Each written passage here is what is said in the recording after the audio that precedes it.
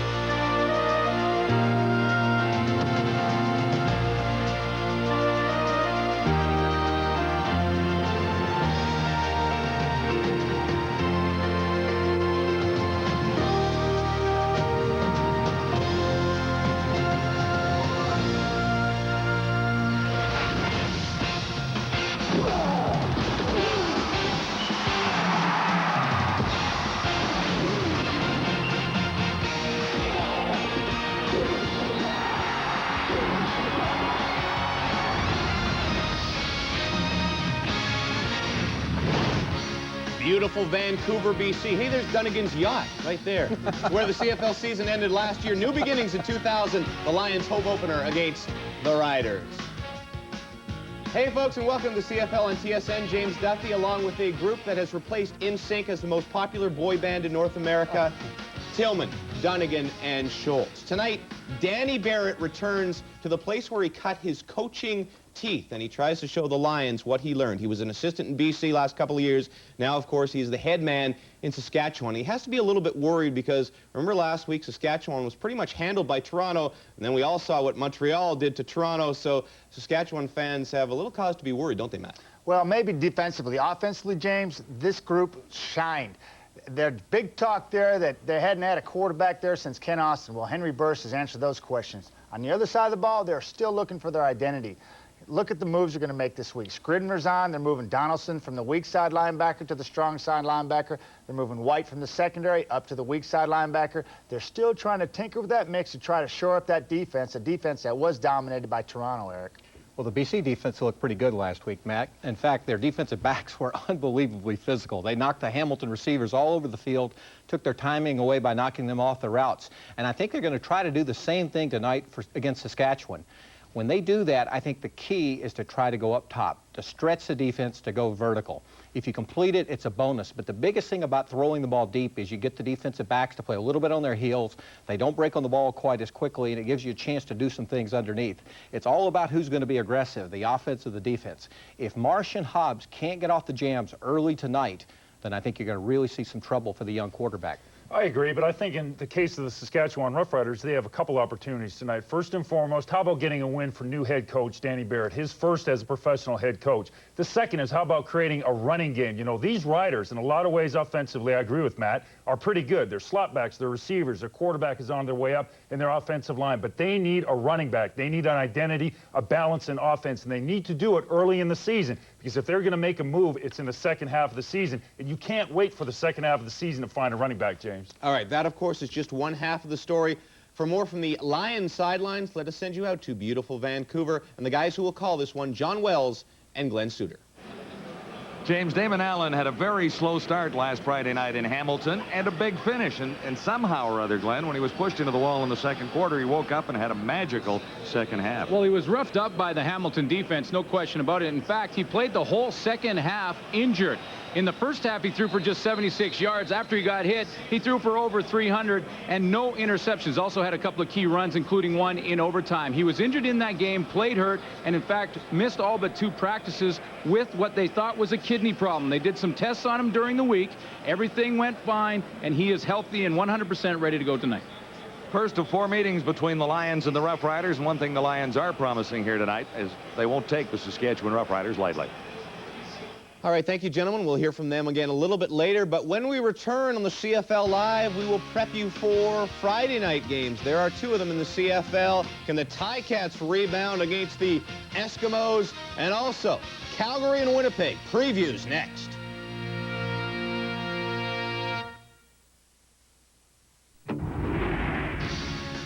CFL football on TSN is brought to you by Molson Canadian.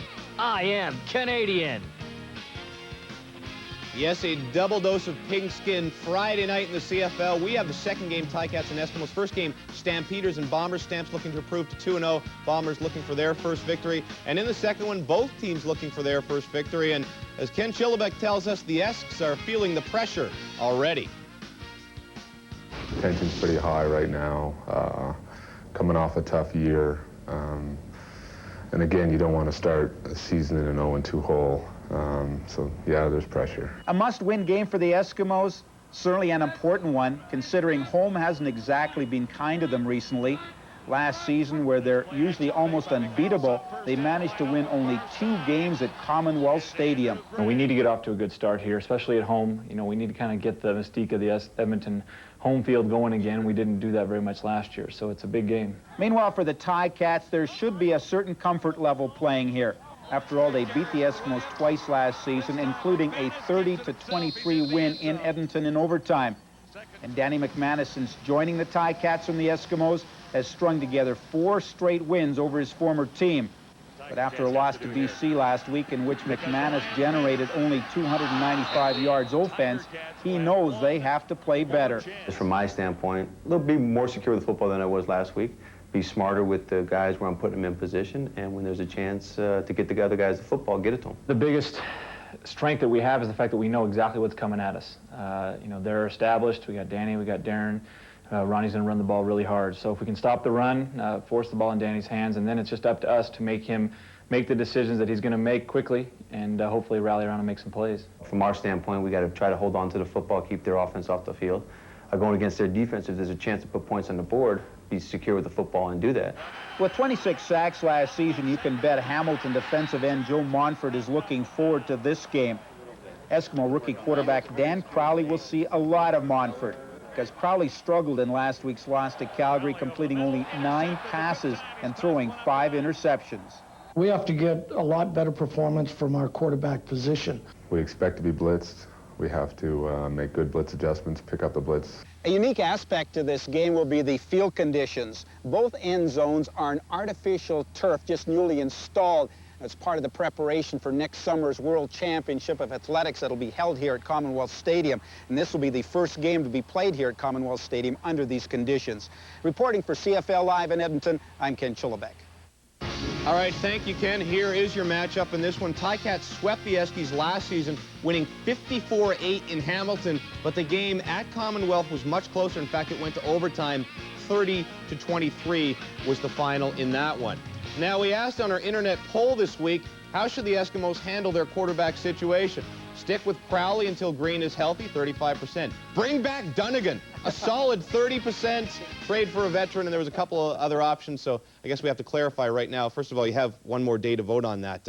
Any shot? The public has spoken. Maybe triple the yacht in BC, and we can start negotiating from there. Negotiating already, just like old Dunnigan. Let us talk about the Ticats a little bit first. And after that overtime loss to BC last week, Ticats, the Grey Cup champs, usually don't get concerned too early, but is it too early to get concerned if you're them? Well, James, I think it's very early, but perhaps the biggest surprise of week 1 was the inability of the Hamilton offense to score even a single touchdown. Not one. You know, and I think this is now a very important game on the road for the Hamilton Tiger Cats, going up against a defense that I think is much better than people think in Edmonton. They do not want to go 0-2 in Steeltown. If they do, particularly after Montreal's gotten a 2-0 start, well, it's a little bit deeper hole than they want to jump in, Chris. You know, just like you, I'm going to be looking for these Hamilton Ticats and how effective they are, and particularly how effective are they getting closer and closer to that Edmonton goal line. 5 times they had opportunity to score touchdowns last week against the BC Lions.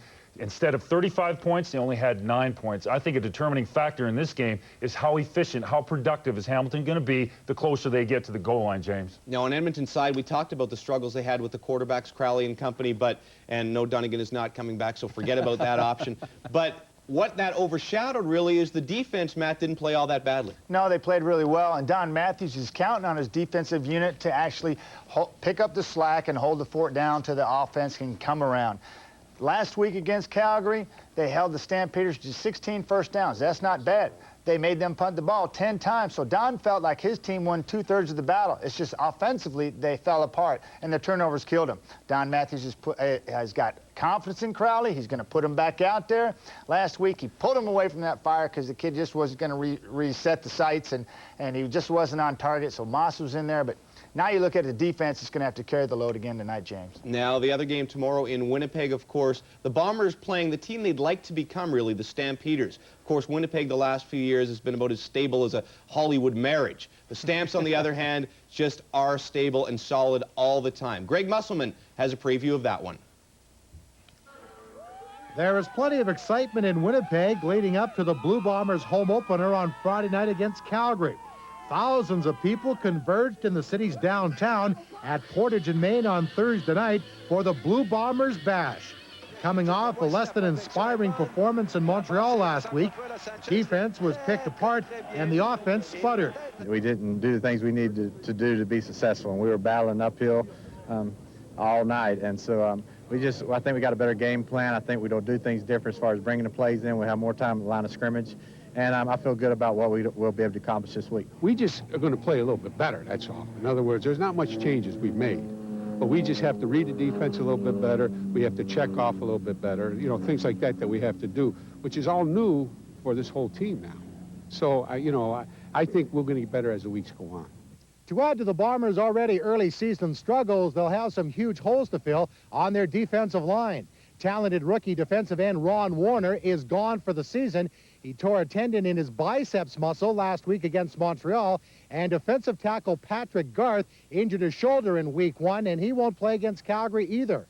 Julian Graham, who was released by the Bombers in training camp, rejoined the club this week and will take Warner's spot. If the defensive line can't put some pressure on Dave Dickinson, it could be a long night for the Winnipeg secondary.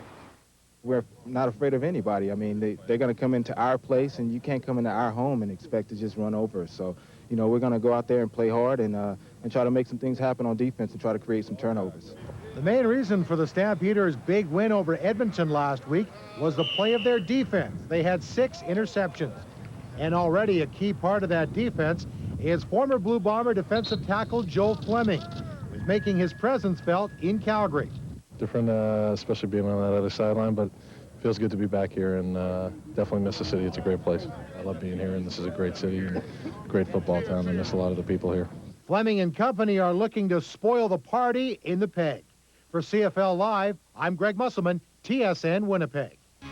All right, thank you, Greg. Stamps have absolutely dominated the Bombers the last few years. There you see it, 9-1 in their last 10 games.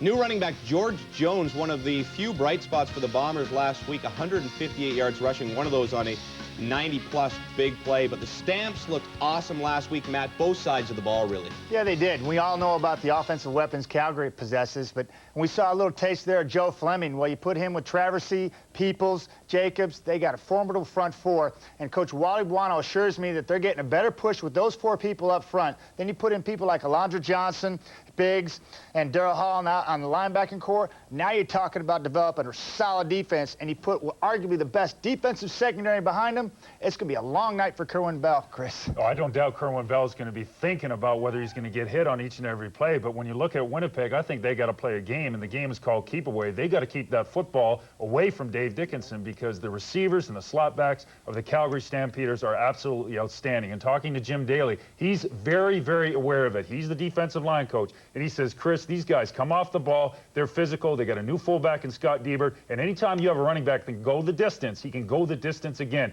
If the Winnipeg Blue Bombers can eliminate the 2-and-outs, win the time of possession, they're going to have a possibility to win at home, and that is going to be very important to get that crowd on their side. But it's going to be tough, Eric. That's a lot of ifs, Chris. Yes, it is a lot of ifs, isn't it? Yeah. When you're playing the Calgary Stampeders, it's never easy. An interesting thing about this game is these 2 head coaches are terrific friends, going back to their days in Montreal, Dave and Wally. In fact, they're so close every year their families vacation together in Hawaii. I know Dave is going to be excited to see Wally again, except for one thing. Wally's bringing the football team with him. And based on what I've seen of the Calgary Stampeders so far, and with the injuries that they've had in Winnipeg, I think this get-together for Wally and Dave is going to be anything but a vacation, James. Perhaps that's what we all should all do. Summer together in the Hamptons, vacation together. Oh, no. On Dunnigan's yacht. No. Dunnigan's yacht. That's a fine idea. Before the break, a word of caution, folks. The next video contains offensive material to Argos fans. Montreal fans will enjoy it much more. We will review the last game Tuesday night, and it was ugly for the Argos, pretty for Pringle and company. John Heward was deeply troubled. That next.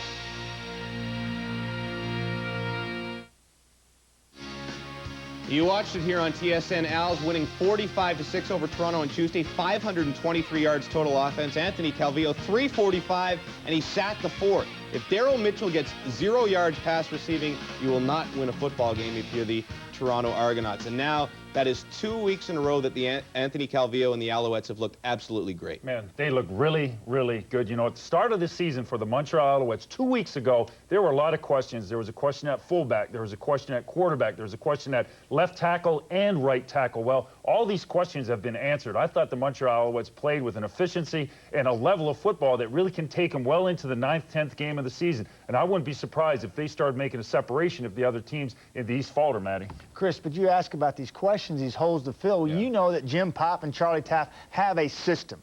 And what they do is Jim Pop is great at finding talent, and he goes and he plugs those players in that system. And he plugged Anthony Calvillo in behind Tracy Ham, and he's been under his tutelage for the past 3 years, and he hasn't missed a beat. He's utilizing that front seven, Chris, that front five, and all the receivers and that Pringle factor behind him, and he's in mid-season stride, James. As for the Argos, good first drive, good last drive, everything in between, not so good.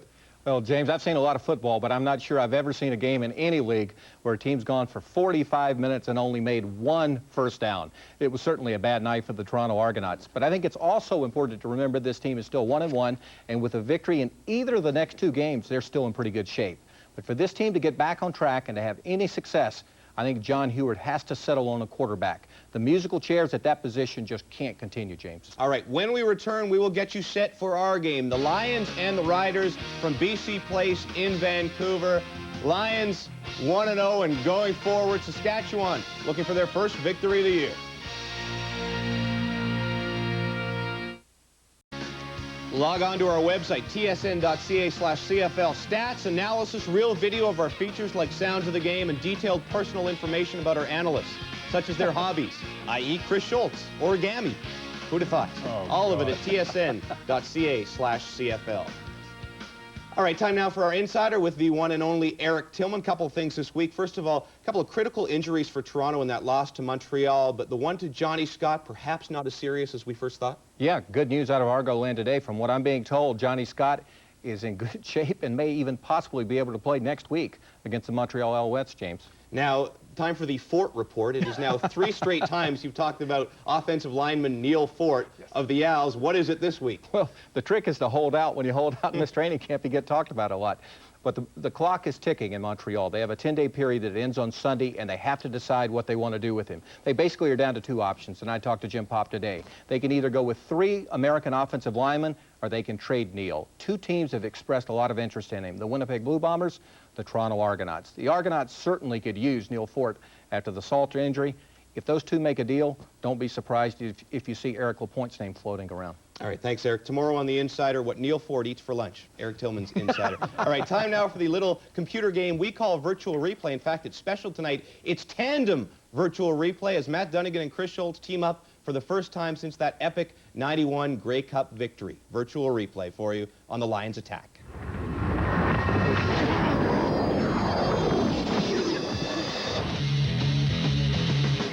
Virtual Replay brought to you by Molson Canadian. I am Canadian.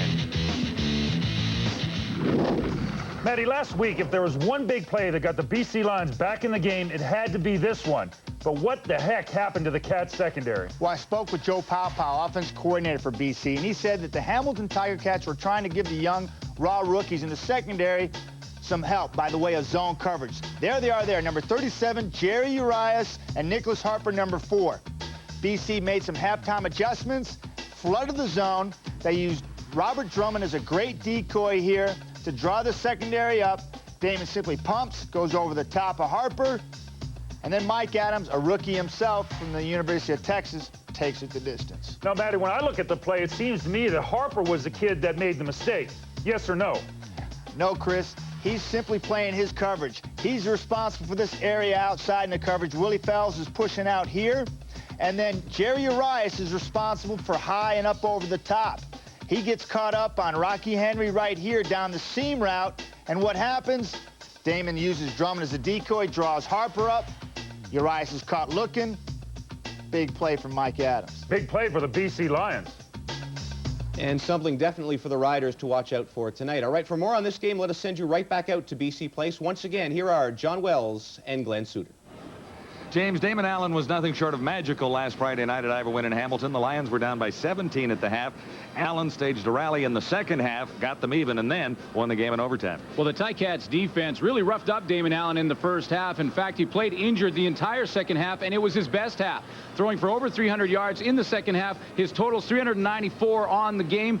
0 interceptions, 2 touchdowns. Really came back and showed leadership in that team with the big comeback versus Hamilton. Allen will draw on 15 years of CFL experience to work on a new chemistry with the newcomers in his offense. You know, I have to give my experience because I believe I played with some of the great receivers in the CFL, Brian Kelly, and I learned a lot from the receivers that I played with, and you try to just share that knowledge with them and give them an understanding of how this game works. One of the reasons for Allen's success last week was the fact that he spread it around to all his receivers. Yeah, all 5 receivers, and I'm counting Robert Drummond as one of them. In fact, Robert Drummond out of the backfield, 10 catches for 109 yards. He led the team. Jimmy the Jet Cunningham had a big touchdown. He should have another big night tonight. Cunningham will be licking his chops because there are 4 raw rookies in that Saskatchewan secondary. Wow, when you look across the board, both corners are rookies, both halfbacks are rookies, and the safety, Alondis Bryce, is playing in his first year at that position. So whoever Jimmy the Jet Cunningham is matched up against, it'll be a rookie. Yeah, he's going to have a rookie on both corners here at BC Place tonight.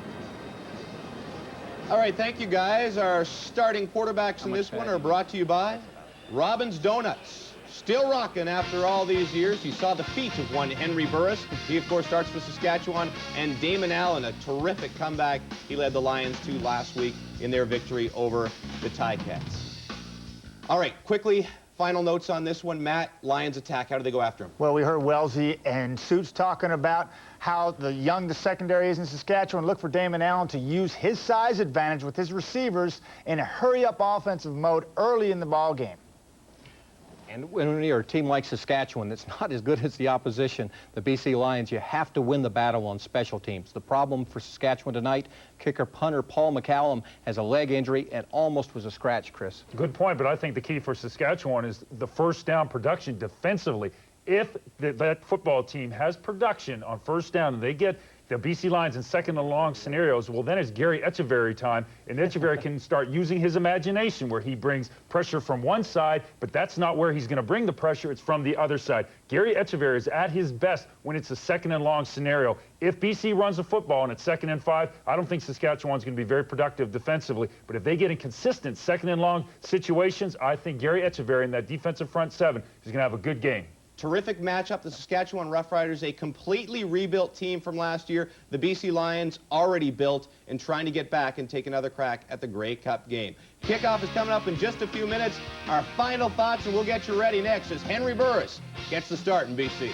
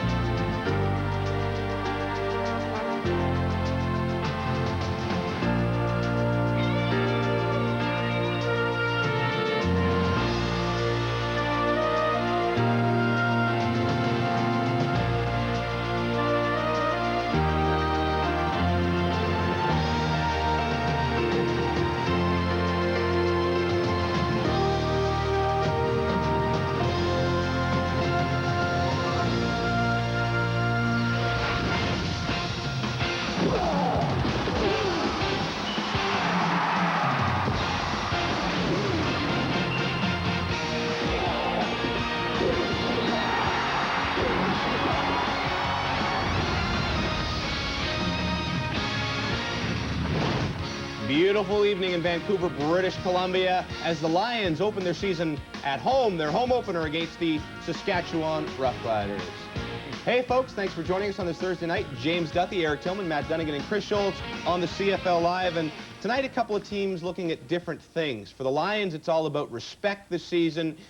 For the Riders, it's about respectability. They're trying to turn a couple of very poor seasons around. We talk about respect for the Lions, Eric, because they really don't feel like they've gotten it the last couple of years, despite the fact they've been one of the better teams in the league, and they really have something to prove. Yeah, I think they do. There's no question Greg Mons has done a great job with this football team. In fact, they're 20-8 since he's taken over. But in spite of a first-place finish last year in the West, two things happened. I mean, two games they really struggled against lesser competition.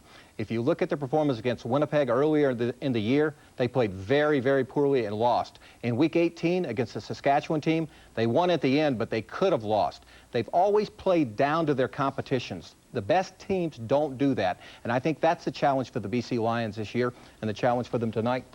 Well, it's going to be a big challenge for the Saskatchewan secondary to try to control Damon Allen and his receiving core. I talked to Joe Powell, offensive coordinator, assistant head coach, what they wanted to do, and he wants to get on them early. He wants to snuff out this young team and not give them any life. It's important for them to come out and use their size advantage over the defensive backfield of the Saskatchewan Roughriders.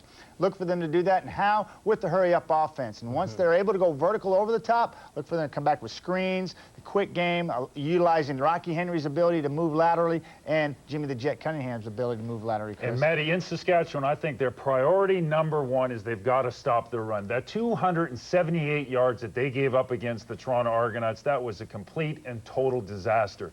On a defensive side of the ball, every defensive player, first and foremost, has an alignment. Then he has an assignment. Then he has a technique. And then he has a reaction. That formula, that kind of premeditated thought process, that broke down completely. It was one player here, one player there. They have to get back to playing better as individuals, because when the individual takes care of his job, then all of a sudden the team kind of comes together for some mysterious reason. If they are improved, it's through film analysis, and they have to start right now, James. Now, last year, if you're wondering, the Riders went 0-3 against the Lions during the regular season, although a couple of games were close. But, of course, that means little, because this is an entirely new Saskatchewan team from the top right down to the bottom. BC, a lot of changes as well, but the core is intact as they charge out for their home opener. Kickoff is coming up. Sit back and enjoy it, folks.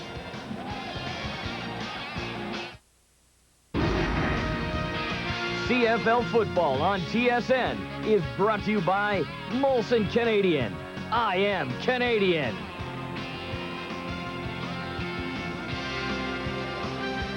It will be difficult to duplicate the thrill of last Friday's overtime win for the Lions in their home opener against Saskatchewan here tonight.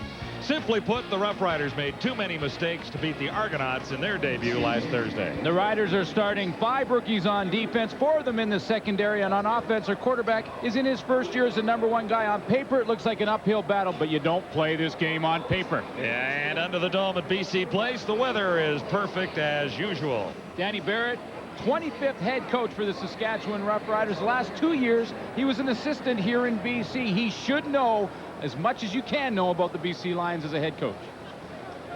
And across the way, BC's Greg Mons has had a great run since taking over partway through the '98 season. He has won 20 of 28 games as the Lions head coach, and that's like, what, 70%? Amazing. 71%. Sharp tonight.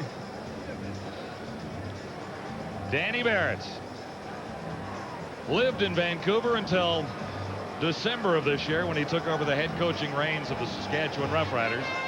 2-year coach with the BC Lions. And we're ready to kick this off. John Baker, the barefoot kicker who played with the Eskimos last year, will handle the long kicking assignments for the Lions tonight.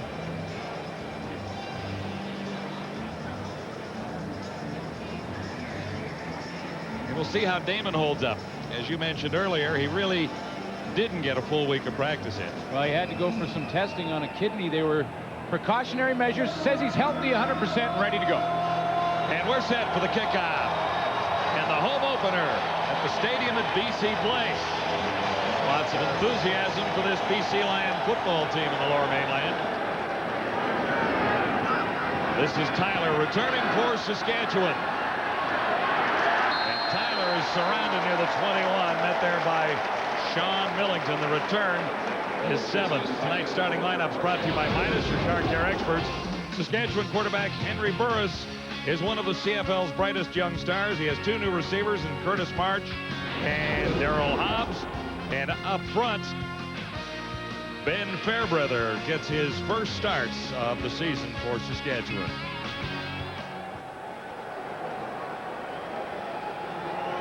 Burris and the Roughriders beginning near the 20, and Burris looks long in the opening play to a new receiver. Nice defensive play by Eric Carter. I love the call. I love the call. First down, Henry Burris comes up and slings it deep. What he's saying is, I may have rookie receivers. I may be in my first year as a starter in this league, but I'll tell you one thing. I'm not going to be afraid of that secondary in BC. I'm going over top, and that's the influence of the head coach, Danny Barrett. Solid effort by Eric Carter to tip that away from Daryl Hobbs.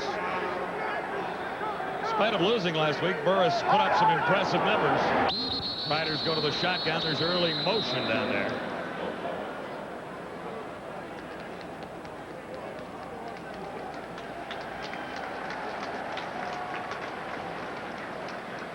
We'll check out the infraction.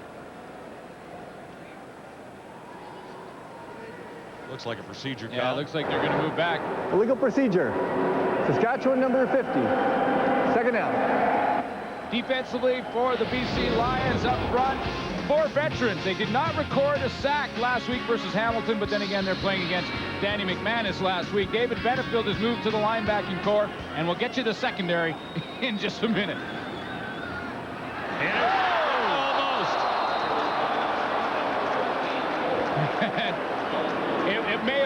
It may have been on cue, because this is the secondary of the BC Lions. Raphael Ball is the Ball brother that is here as a veteran in his second year. Raphael Ball is the rookie. Simmons and Franklin are the stinger and the wrecker. But a big play early by Raphael Ball in his second year with the BC Lions. All he has to do is hang on, and they're playing the fight song in BC. He had 1 interception last week in Hamilton. Riders quickly into a punting situation with McCallum standing back at his 5, so they lost some yardage. Jimmy Cunningham ready to return. Surrounded, and solid special team tackling by Benson Donaldson.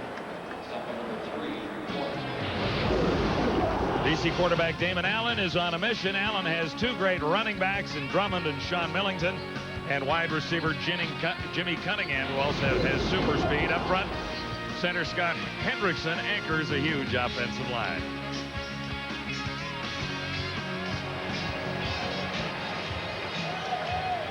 Nice week for Damon. Oh, big second half for Damon Allen. We talked about it earlier in the show, but over 300 yards passing the second half versus Hamilton. Lions begin at the 42, and Allen is on the money. Complete to Robert Drummond. Defensively for the Saskatchewan Roughriders, 2 of their linebackers are converted defensive backs. Vincent Donaldson, the veteran, George White, the rookie. And speaking of rookies, in their secondary, they're starting with 4. The only player with experience is Alondis Price, but he's never played safety. Tell me more about this cornerback called McCalla. Ladolphus McCalla. We got to get him a nickname, because that first name is going to give us trouble all year. They call him Sandman. We may call him Laddie. 2nd and 7. Allen well short of the first down. Gain of a couple. He was run out by Bamadali Ali. Well, what a great effort by Damon Allen last week versus Hamilton. We talked about his second half performance. He was beat up. He played hurt. He had a great run in overtime that set up the winning points by Sean Millington. Yeah, and he didn't really run a whole bunch last week. Just a couple of times for a total of 23 yards, but the 1 big carry kept the drive alive. Louis Pasaglia is in. His average not all that impressive at 33-1. Gulliford ready to return for Saskatchewan. Back near his 15.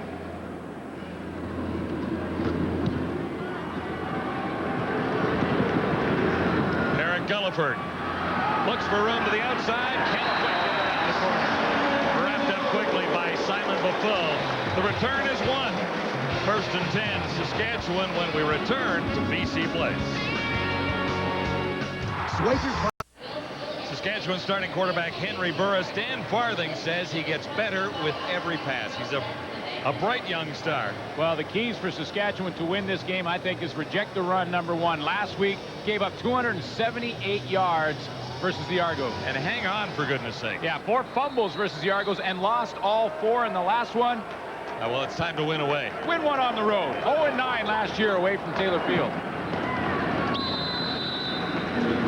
Deon Tyler, the new running back, averaged 4.6 yards a carry last week, and he ran into Noah Cantor, who really came into his own for BC last season. Yeah, he really did. In fact, Noah Cantor played more than Dave Chaters did last year, and that was something that people really didn't understand. Everyone thought that Dave Chaters was the starter, but really Noah Cantor was the guy playing, and he's going to be tackling Deon Tyler all game long.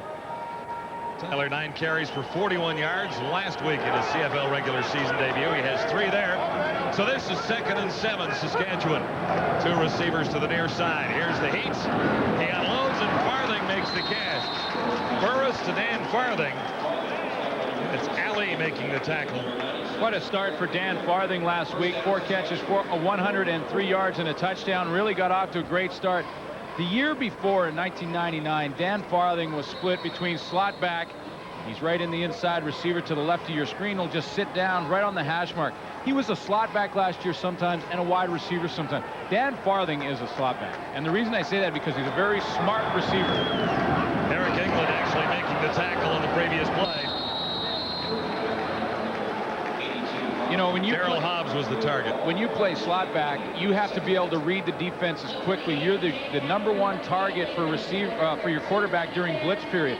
If the teams are blitzing a quarterback, they look to the inside guys to make adjustments. That's why Dan Farthing is so good in there. Last year they moved him out, moved him around, and he didn't have a good season. But he's off to a good start this year. Farthing was so wide open on that touchdown reception. Well, he recognized the defense, saw the bust in coverage, and went right to the spot. Burris has this one picked out. Ball heads to the end zone with an escort. Touchdown, BC, 53 yards. Raphael Ball.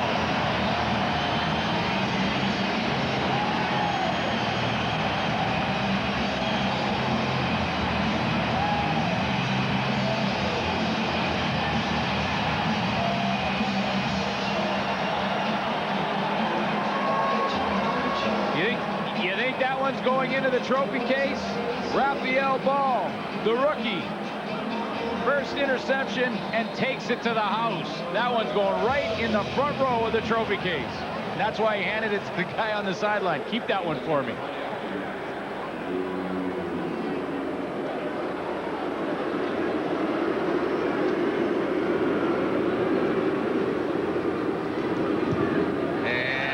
Saglia makes it 7-0 for the Lions.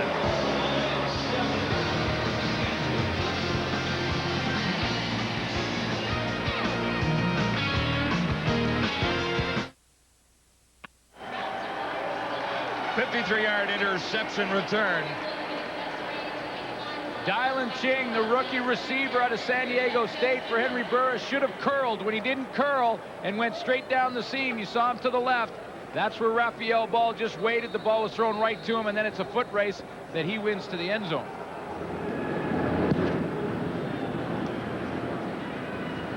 Saskatchewan tries to regroup. On the return, Deon Tyler, and there's not much running room there. Wrapped up by Keith Franklin and Curtis Gallagher. There's a reason why quarterbacks don't like to throw interceptions. The reason they don't like to throw interceptions, number 1, obviously it hurts your statistics, but watch Steve Anderson on the rush from the top side of your screen. He's going to get good pressure on him, and then watch what he does to him after the interception. Ball's intercepted right now. Now watch this. Closest guy to the quarterback blocks the quarterback. That's why quarterbacks don't like throwing interceptions. Hurts their stats, and they also could get hurt. See how Burris responds to his first error of the night.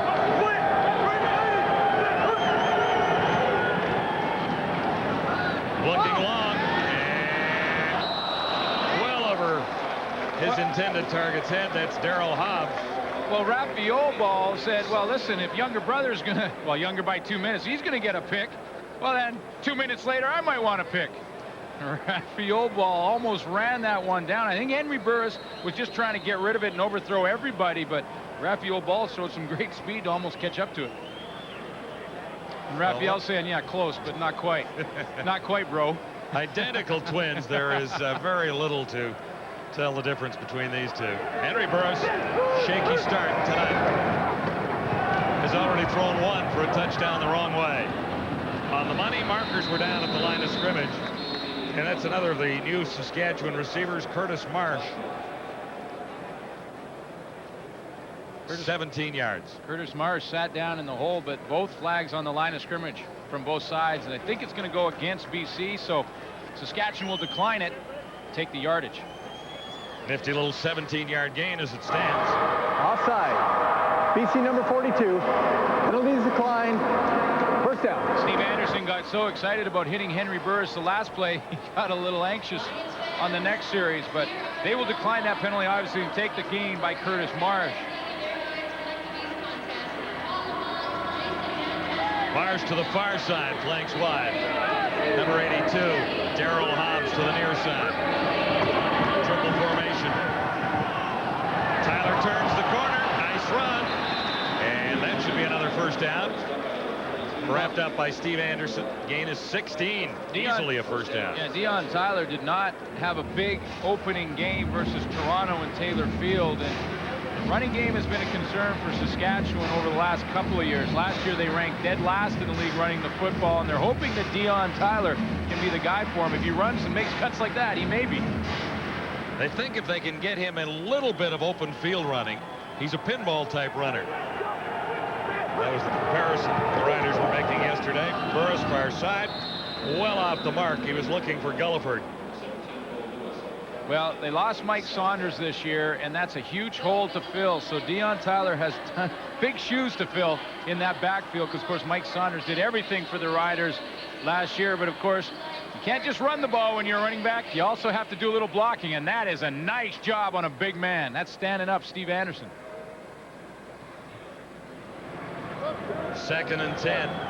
Riders at the Lions 52.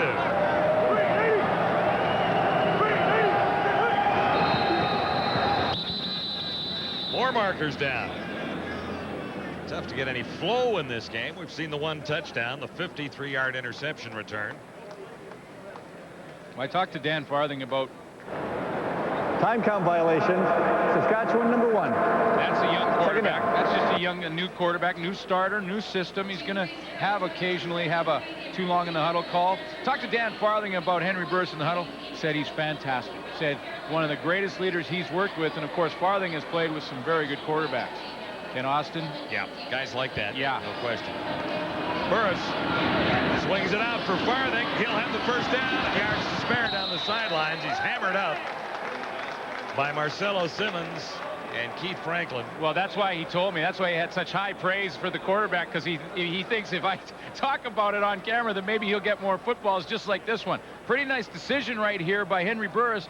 Waited just before he got to the line of scrimmage and really put David Benefield in no man's land. Do I rush the quarterback or do I drop back in coverage? And Benefield rolled snake eyes.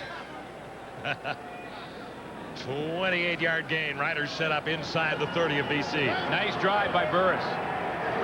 Yeah, and he's had a couple of problems on the drive and responded. Fake Burris missed Farthing that time. He was well off the mark. Quarterback missed the throw.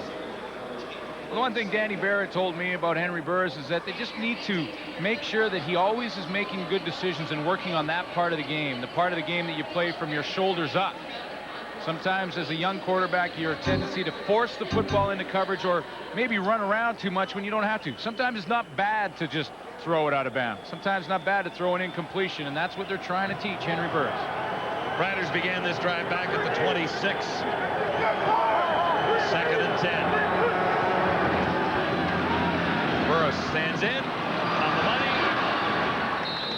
for Curtis Marsh, and Marsh will have a first down. The Rider drive continues.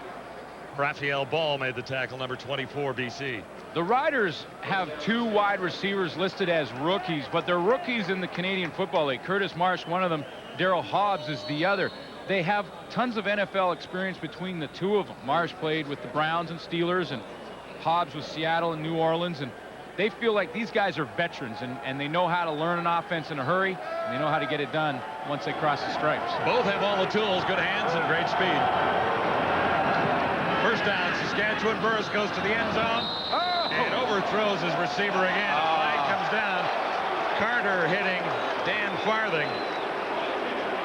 Well, it may be unnecessary roughness, and what I mean by that is the ball was well overthrown. Yeah, there was no chance to catch the ball. Eric Carter just took a free shot on a receiver who's kind of looking up right there. And the call was made from behind Carter. And Burris wanted the penalty immediately. Major foul, unnecessary roughness. BC number 2. First down. So the Rider drive is now inside the BC 10 at the 9-yard line. First and goal to go from there. 10-play drive already. Yeah, very, very good drive by Henry Burris, and a confidence builder for a young team and a young quarterback. Saskatchewan first and goal. Early movement from BC, they'll whistle it down. Was Eric England got the early jump. Yeah, was he drawn, or did he just jump offside? But you think about this drive that Henry Burris is putting together.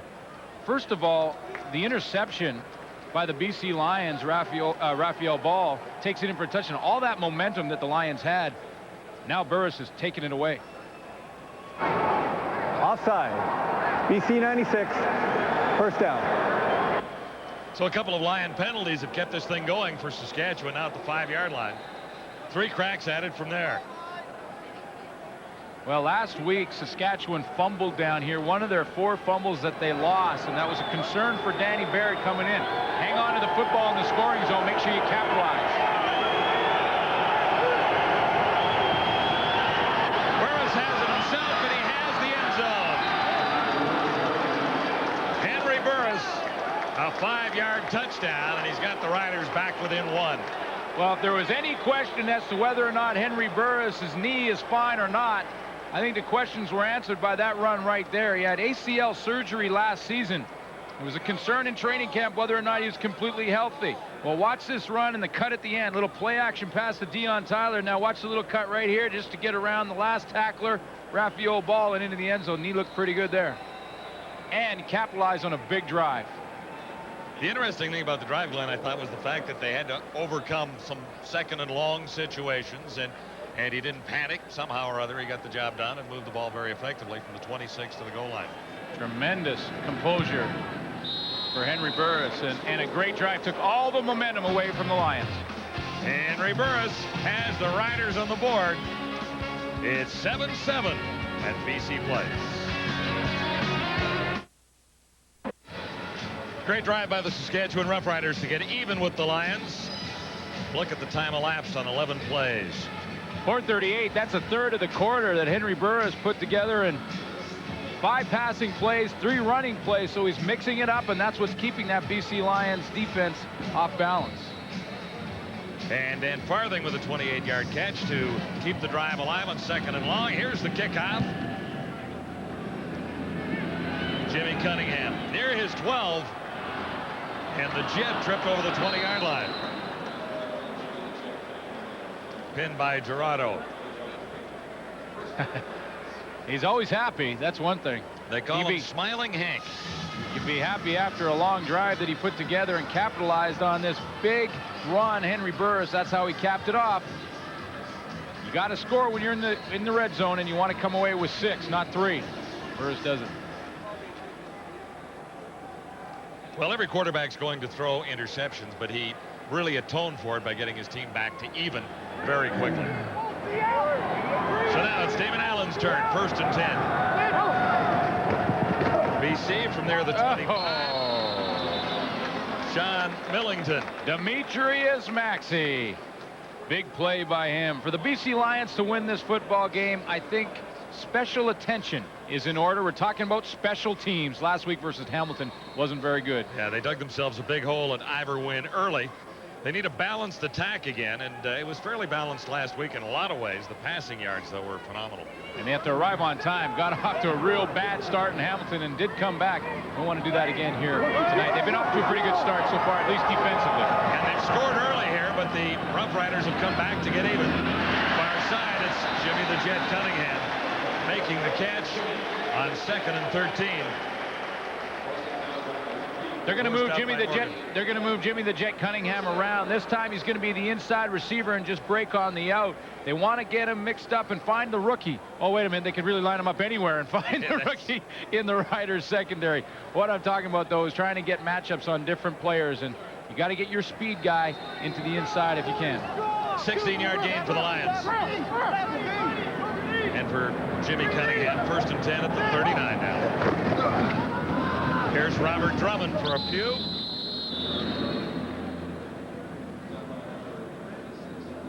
Well, after you give up over 250 yards rushing, and that's what Saskatchewan gave up along the ground versus Toronto and their double tight offense, you really are concentrating during the week on stopping the run. So Demetrius Maxey's the guy who wants to lead that band up there and make sure that they are ready to stop the run here tonight. And in 2 running plays, they've really stopped the Lions flat in their tracks.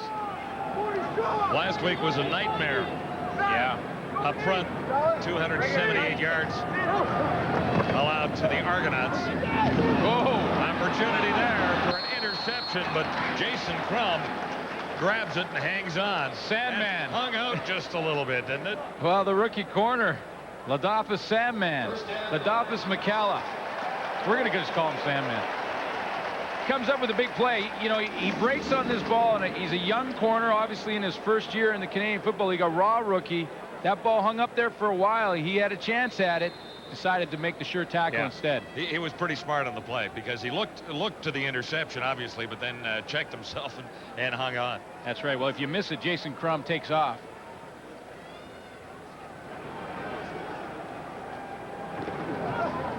Lions get a 1st down. Allen rolling and firing to the far side. Mike Adams made the catch, and he'll have another BC 1st down. McCalla made the tackle. Gain is 12. Mike Adams, he's going to run the out. He's going to be on the sideline. Just everybody kind of sitting down, finding the soft spot. Big play. He made a big play last week versus Hamilton along the sideline. Deep pass, was 2 for 73 last week and had a touchdown, and big play on that 67-yarder.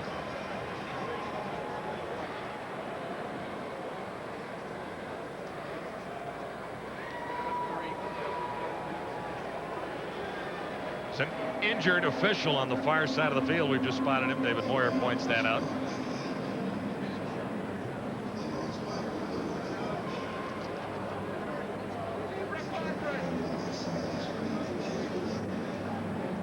Jim Koshman shaken up, looks to be okay and wanting to get back into the game, and he'll be attended to. Now, in a brief unscheduled timeout. Now, does Jim have to wait 3 plays? Well, he's limping. Players, when they get hurt, if they can get back, they wait 3 plays anyway. But no, he may not be back. No, he may not be back. He looks like he's limping over there. We hope that he's okay.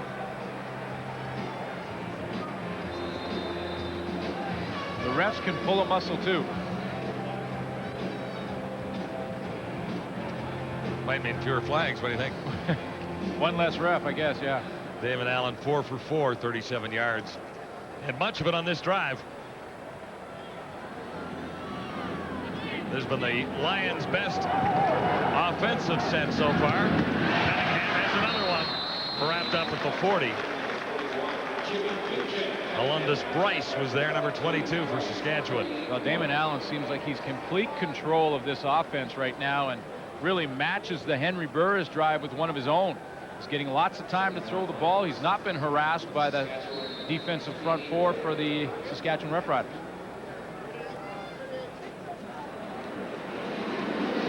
Second down, less than a yard to go for another Lion 1st down to continue this drive. 7-7 tie. Lions scored first. The Riders answered, and Damon Allen is trying to answer again as he hands off to Robert Drummond, who will have enough for the 1st down. Arkal Trulak made the tackle.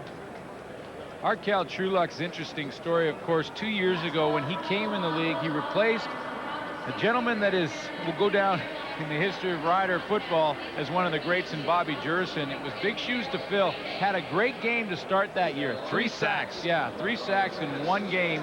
And then had some problems with concussion. Missed the rest of the season. Last year it was also a bit of a problem, and now he feels like it's behind him. And what he did in the offseason was watch film on a great player that used to play here in BC, in Quick Parker. Learned the game from watching film from him and thinks he's going to have a good year. Allen on first down. Flags are down as Allen steps up at the line of scrimmage. He's got a first down at the 5-yard line. If the penalty is not against the BC Lions, and Mike Adams made the catch. I think it is. I think it's coming back. Well, where the flag ended up, it looks like it's in holding territory, doesn't it? Yeah, and where the flag is right now, unless the quarterback is lying on his back, which could be a late hit. Holding. Yeah, it's BC number 63. First down. Unless the quarterback's lying down, it's holding. BC number 63. There you go. And that would be Scott Hendrickson, right in the middle of things down there. Well, he learned from Quick Parker, and Arkell Trueluck is the guy that Hendrickson's going to work on in the middle. He's the guy who gets the holding call. That negates a 31-yard gain and makes this first down and 20. Lions back at the 47 now.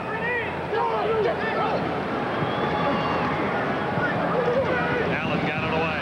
Robert Drummond. Nice move. And Drummond gets most of it back. Middle linebacker Aaron Collins, in his second start for Saskatchewan, made the tackle.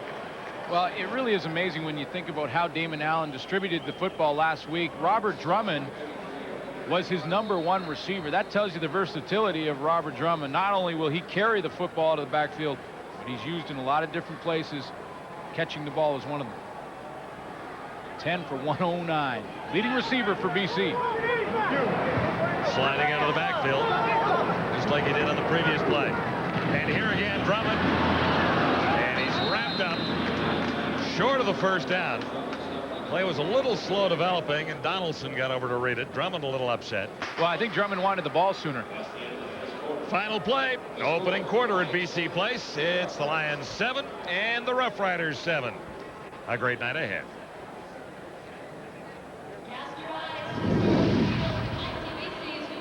The CFL live on TSN at the quarter.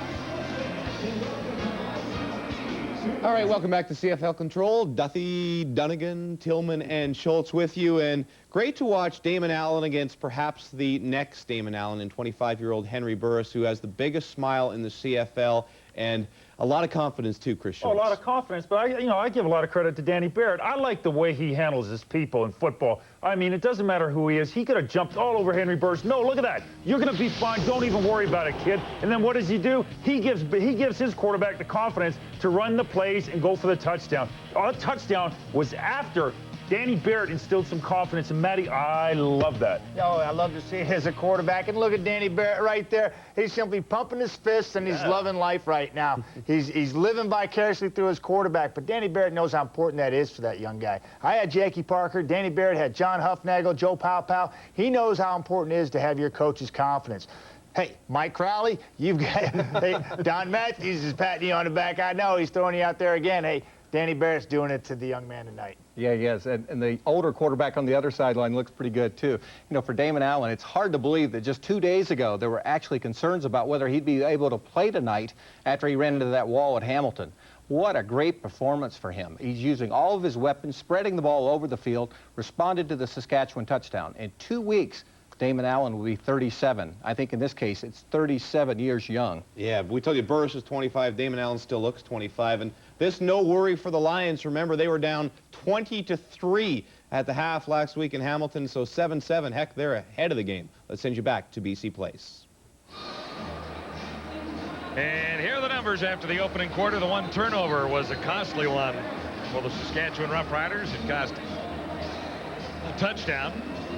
6 yards rushing from BC is a little surprising. You know, they're coming in, they want to establish that run, and considering how Saskatchewan played last week against Toronto, I think they want to pound that in there. We may see more of Robert Drummond running the football. when they get the ball back after this Louis attempt. Lou Pasaglia was 3 for 3 last week. He's kicking only the shorter field goals. Now call this one a short one, as Pasaglia nails it through, and the Lions have the lead one more time. Well, this is what Greg Mons has said, and it's quite simple, actually. 35 yards and in. Actually, that was about 37, I believe, but anywhere around there and in, it's Louis Pasaglia, and anywhere outside of that, it's John Baker. And John Baker will be the future kicker here. Louis Pasaglia, obviously winding down his career, maybe. He said that before. Well, he's on his silver anniversary tour. That's Canadian football this year in his 25th season. 25 years, and talked to Greg Mons about the decision, and he simply said, you know, we owe it to Louis to have him finish off his career in style, and he's going to be kicking a lot of key field goals for us this year and do the punting duties. Let's see if the Roughriders can respond. First down, the toss is on the money. Great run after the catch by Curtis Marsh. Finally cut. Curtis Marsh cut on a dime and handed Eric Carter a little change. Man, watch the cut when he turned around. Nothing fancy about the throw.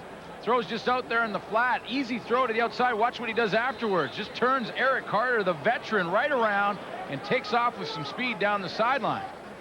A nifty 33-yard gain for Curtis speed. Marsh. Riders are set up just outside the BC 40. Tyler breaks one. Nice run. He's inside the 20. Dion Tyler wrapped up by Keith Franklin. Couple of good bursts by Tyler tonight. He's running hard tonight. No question about it. A couple years ago, he signed as a free agent in Calgary. Didn't stick there. Of course, they got a guy named Kelvin Anderson that's pretty good. And right behind him is Rock Preston. So that's they're right. a little deep. Tough to crack that line up, and was in Edmonton's camp last season. Troy Mills is there, so couldn't make it there. But here he is in Saskatchewan, trying to make a name for himself. Couple good runs tonight. Derek Lewis has been shaken up, and he's being tended to down near the 20-yard line in the area of the tackle. Let's bring in Farhan. Lions defensive secondary has already scored 1 touchdown. They could get a whole lot better next week with the return of Raphael Robinson. Raph, why come back from retirement? Just for the love of the game. It's something that I just couldn't get out of my system. And, you know, I just love to play, and the opportunity is here. So I'm going to make the best of it. Now, you had shoulder surgery in the offseason, and, of course, no training camp. I'm sure you're not upset about that, but what's your fitness level like right now? It's pretty good. I stayed pretty much in shape during the offseason. Didn't want to get that couch potato syndrome after you retire. So did a lot of running, a lot of rehab on my shoulder and everything. So I'm ready to go. All right, thanks a lot. Good luck next week, Raph. And Suits, he told me off camera, so don't believe any of this. His wife got tired of having him around the house. Yeah, you can believe that. Get that couch thing going. That's what we got going, that couch thing. Yeah, where does he fit into this Lions? Well, last year he was in the safety position, one of the wreckers, and he racked up 88 tackles, led the team in tackles, so they'd love to have him back. First down, Saskatchewan. Burris looks to the end zone. Man open. Touchdown. A beautiful play. Burris to Eric Gulliford. 19 yards, and that was smooth. The Burris guns were blazing. You see him with the guns afterwards? Eric Gulliford gets in behind the rookie, Raphael Ball. And when you gamble as a defensive back and go after the football, of course, Raphael Ball already has an interception tonight, but when you gamble and don't touch that ball, this is what happens. Raphael Ball cut underneath. Gulliford slipped in behind him. Raphael Ball missed the ball. It's a touchdown. Yeah, so in that matchup, Burris and Ball, it's 1-1, right? It's 1-1, Burris and Ball. And he had the guns blazing after that. He's got a strong arm. Saw that last week in the loss to Toronto.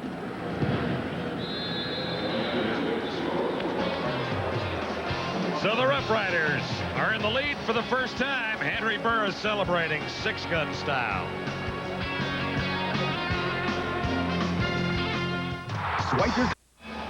Henry Burris missed a couple of early passes, but he's good on 6 of 14 for 123 yards and the touchdown. 1 interception that went the other way, but he's averaging 20.5 yards per completion. Well, yeah, and last week threw for 300 yards, and Eric Gulliford caught 7 of those passes last week. But it's interesting, last year, Rider quarterbacks, all the quarterbacks who played for the Riders, only twice did they go over 300 yards last year. Burris went over it in week 1, and he's well on his way in week 2. Returning the kickoff, Jimmy Cunningham. He's nailed at the 35, 17 on the return. After a 57-yard kickoff, Aaron Collins led the Saskatchewan tacklers. Adidas Friday Night Football comes your way from Commonwealth Stadium tomorrow night. Well, both teams want to bounce back after bad starts to week 1 for both teams. The Ticats looked great in the first half versus the Lions, and then sort of fell apart, lost in overtime. First chance to see that. And the Eskimos threw up too many interceptions in Calgary. Dan Crowley struggled. But he'll be the starter tomorrow night for the Eskimos, according to all indications. We'll be there. And they're at home. And it makes a difference at Commonwealth, does it not? Absolutely. David Allen, the Lions, trying to get back into this ball game. They're down by 4.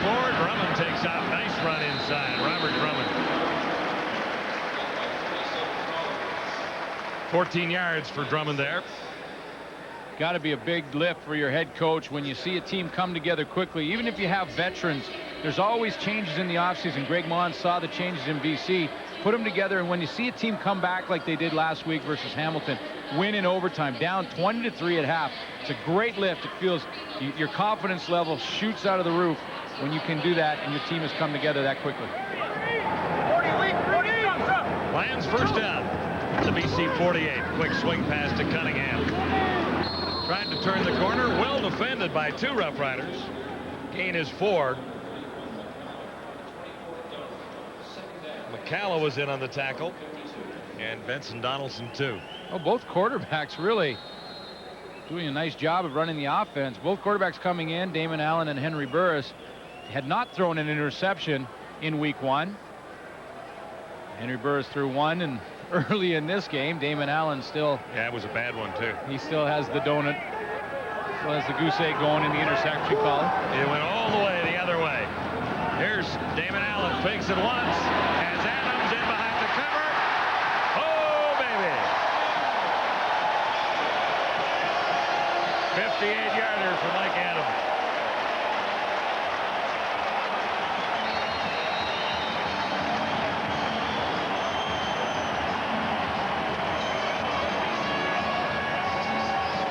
Alfred Jackson was the starting receiver heading into training camp. Of course, the veteran.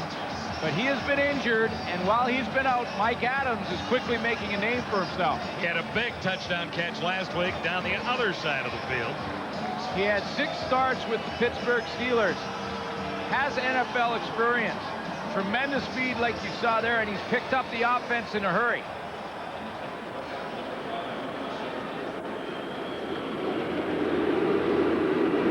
Lions have scored with a couple of big plays, and BC is back in the lead after the convert. I want to see you up there one night. Well, he can't be tired already. Come on, let's go. The Lions on top by 3.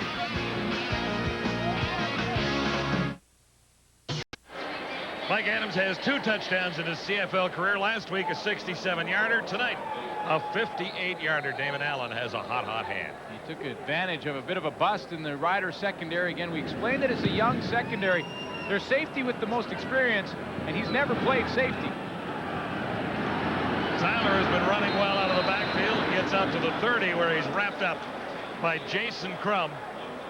Well, take a look at the bust here and the touchdown by Mike Adams. Right here is a phrase. If you freeze it right there, then see, watch the safety slide over. Okay, hold it there.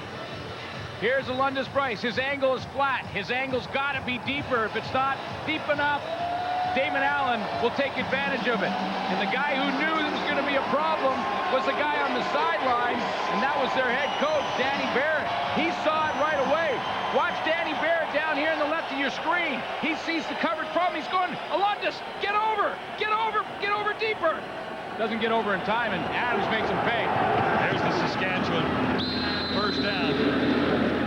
Zarka. Eric England wrapped him up.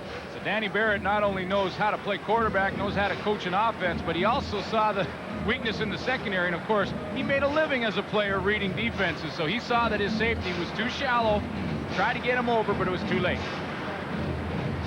And that guy saw it. Yeah, how about this? Damon Allen, 9 for 9, 126 yards, 1 touchdown. Are you telling me 9 is 9 for 9? 9 is 9 for 9. Burris has it batted down. So the Riders will kick it away on third. Well, a huge series coming up for the Rider defense.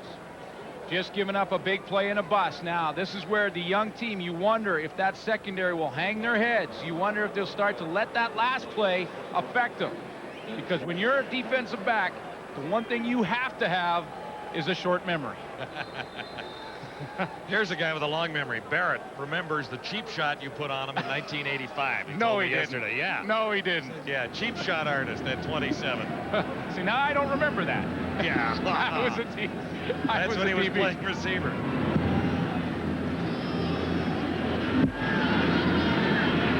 Jimmy Cunningham. He escapes. This is dangerous. Cunningham. Sort of outran his coverage there, or his blockers. And the kicker, Paul McCallum, with a sore knee, got over to make the tackle. And Damon Allen took advantage of a bust. And now what he's trying to say is, let's go take advantage of them again now that their head's down. Remember the safety, Alundis Bryce? That's the guy that got beat. Now, Damon Allen sees the problem in the secondary. He goes deep over the top and takes advantage of it. Now, this series, he wants to go after him again simply because he thinks they may have their head down. Lions have... Sorry, you got to kick them when they're down. Lions with great field position after a 23-yard return. Beginning at midfield. Pitch to Drummond. He may throw. He thought about it and then fired it into the turf.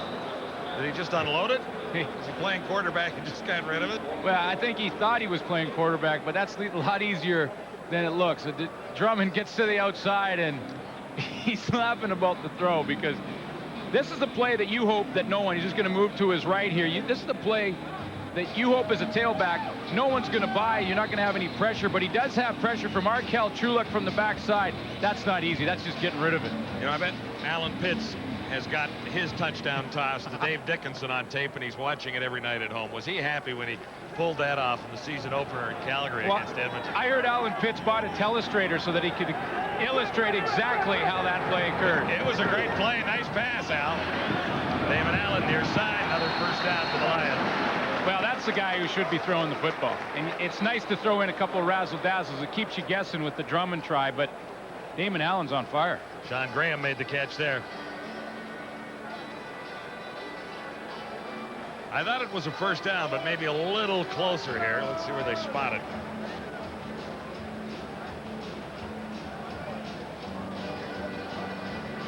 Well, there's a question as to whether or not that ball bounced. He had it, and then it came back off his knee. Did it touch the ground? That seems to be the question. Danny Barrett had the perfect angle. It was right in front of him. Well, they don't agree with Danny. No, they don't. No. And he doesn't have a striped shirt on, so he doesn't get to make that call. They give him a little bit of a break. They're gambling. Because they spot it a yard back. So this is third down and 1. Lions go gambling in the opening half. Allen himself, markers are down, and they may not get the first down here. I think they've stopped them. Well, there's flags down. Now, it depends on where they mark the forward progress, because it looked like he almost got to the 45-yard line. If he got there, it's a first down. But I think where they're spotting the ball, he's short. It's forward progress, but it looked like he got pushed back a little bit. They split the difference, and where the ball's on the ground, it looks like it's first down Saskatchewan. Holding. Saskatchewan 25. Penalties declined. Saskatchewan ball. No, the mistake was made. It's holding BC 25. That's why the penalty was declined. If it was holding Saskatchewan 25, of course they take it, and it's a first down. Yeah, absolutely. Keep the ball. So, but it was short of the first down down there anyway, right? Yeah, it's short of the first down. If they get the first down, they take the holding penalty by Sean Millington. They don't have to because the Riders respond. And I said that this was a big drive for that young defense. They've responded and stopped. And they stopped the Lions at the 45. Decent field position to begin this Saskatchewan drive. Burris behind the intended target that time. Tough catch. Curtis Marsh. Tough catch, but when you're working Marsh on the sideline, the thought is that the next step is that little out and up. You know, you throw the quick outs, You get Raphael Ball, keep jumping up in there, thinking he's going to get an interception, and then you turn it up down the sideline. It's all part of the plan, isn't it? Well, you try and set him up. It's a little setup out there, no question. 2nd and 10 Riders. Here comes some heat. Good block by Zarka.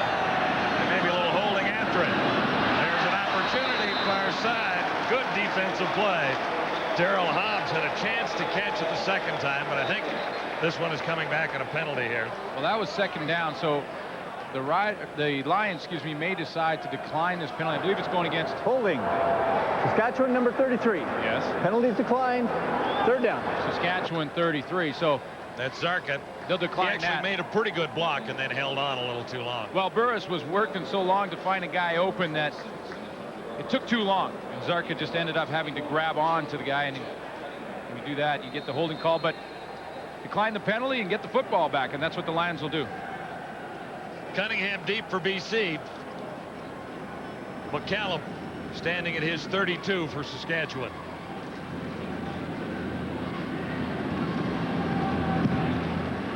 A boomer. Back to the 20. No yards marker is down, and so is Jimmy the Jet Cunningham. Aaron Collins leading the aggressive Saskatchewan tackling team. Damon Allen's turn when we return.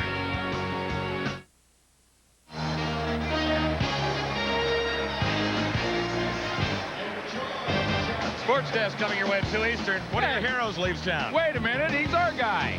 That's not right. Mark's a Ranger again. Blue Jays, a little tough luck tonight. And getting ready for the races.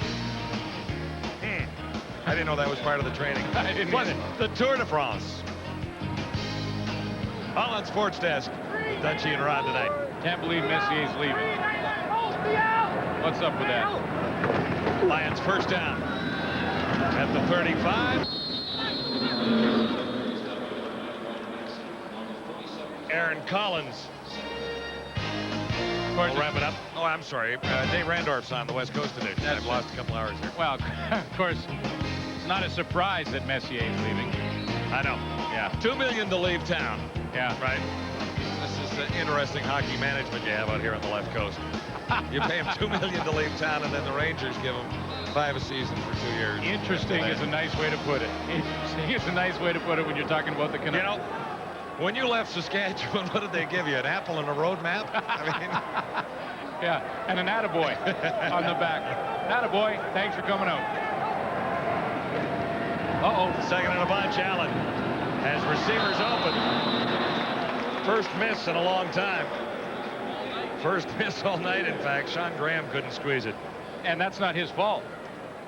First miss all night went right between the 8 and the 8 in Sean Graham. He just dropped it. Well, you see, the reason is his sweater is a kilter there, so it put him off balance. Oh, I thought you were saying it was a fashion statement. The sweater's not right. You don't want to catch the ball.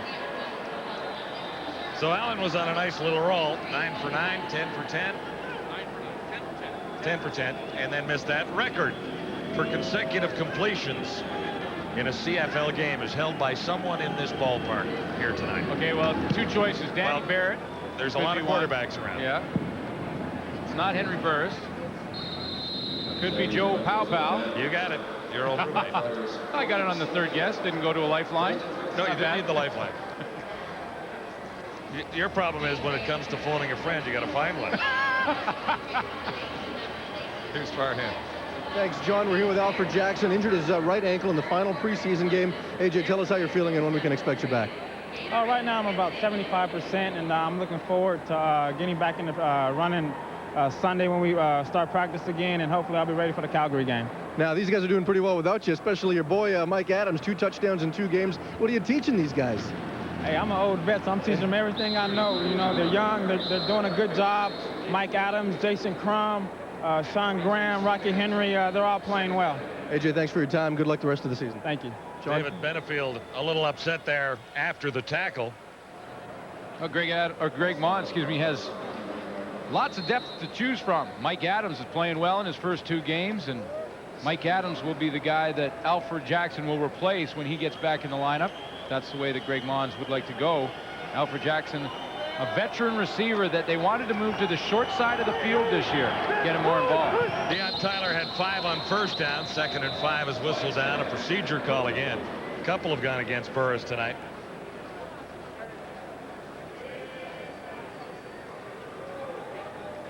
Well, he's had too long in the huddle call. He's had a couple of procedure calls, and that's illegal procedure. Saskatchewan 51. 2nd down. They call it against John Terry.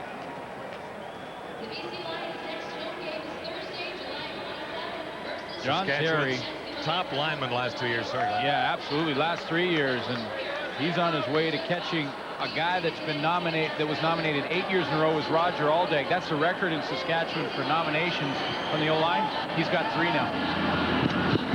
Nice catch by Gulliford. 2nd and a bunch necessary.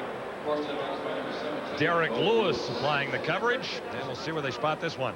Tremendous catch by Gulliford, and for all the young fans watching the game, that's why coaches tell you don't let the ball hit your pads. Use your hands. So you got DB draped all over you. If you use your hands and extend them to catch the football, you get a chance.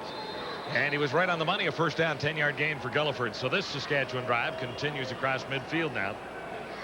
Tough season last year for Eric Gulliford. He had some injury problems, had a knee problem and an ankle injury last year. Lions have the lead, 17-14, an entertaining opening half so far. Oh, boy. Tyler was wrapped up in a heck of a hurry there. This is why they like Noah Cantor. He was in there. Eric England was in there. Lions really figure that they have done a better job beefing up the defensive line. They feel this group will be more consistent. They're pretty happy with Eric England in a linebacking role, but they've added Marvin Thomas and Steve Anderson to the left side. Steve Anderson, the free agent signing from Calgary. And they've moved their best defensive player last year, David Benefield, into the linebacking corps. Burris pumps once, throws in the cover, and he's picked off. Noah Cantor. Just talked about it. Makes 2 plays in a row, back-to-back. Noah Cantor comes up and stumps the run on 1st down and then goes. And it's just straight hustle that gets him this interception. That guy's playing up on the line of scrimmage. What is he doing back in the coverage? Well, we'll see how he got there. Right here, Noah Cantor, watch this. Play before this one, he stops the run. This time he's being blocked. Good hustle. The ball is in the air. He says, okay, I'm going to pursue and try and get in on the tackle. And hello, the ball bounces right in his hands. Yeah, Marcelo Simmons actually made the defensive play to set up the interception. Lions on 1st down. Damon Allen, 10 of 11 so far. 11 of 12 now. Cut across the 50-yard line. Get out of the way of that train. Sean Millington is the train. That's the Diesel train. That's what they call him. That's the nickname, Diesel. Oh, boy.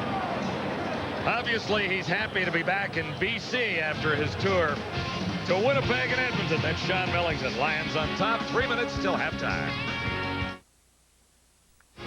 The guys are ready and fired up. We're at the half. Tillman, Dunnigan, Schultz, and Duthie square off. We're 3 minutes away from halftime. Noah Cantor has an interception for the BC Lions. Good hustle play by Noah Cantor. A little bit of coverage out there, thrown into coverage by Henry Burris. Tipped, and Noah Cantor comes down with the football. Nice little hands there by Cantor. That's a D lineman. We've seen it all in the CFL. Receivers throwing touchdowns. On 1st and 10, Allen throws under the coverage. Complete at the 40 to Sean Graham. Aaron Collins made the tackle. The gain is 8. Well, Sean Graham wants to make up for the one he dropped earlier in the game. Little screen pass. That's where a slotback will try and look like he's blocking on the backside of a play. And then when Damon Allen rolls away from him, just kind of slip out there, throw it back against the grain.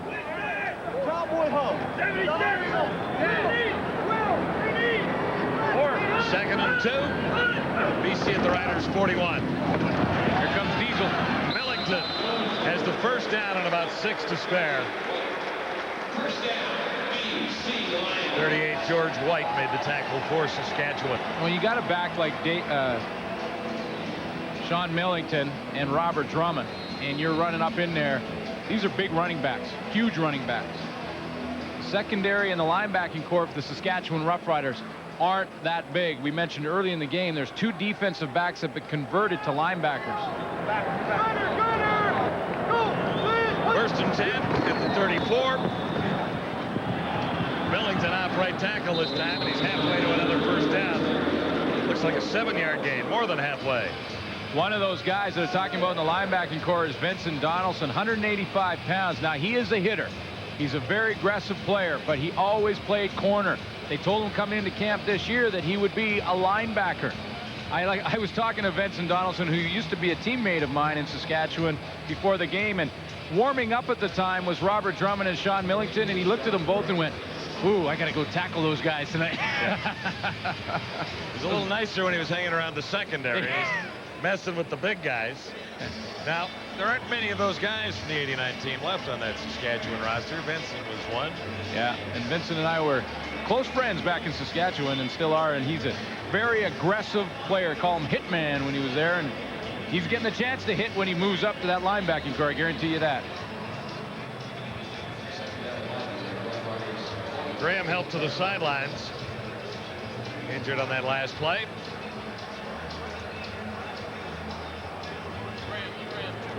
A couple of catches for 17 yards for Sean Graham. Lions keep it along the ground on 2nd and 4.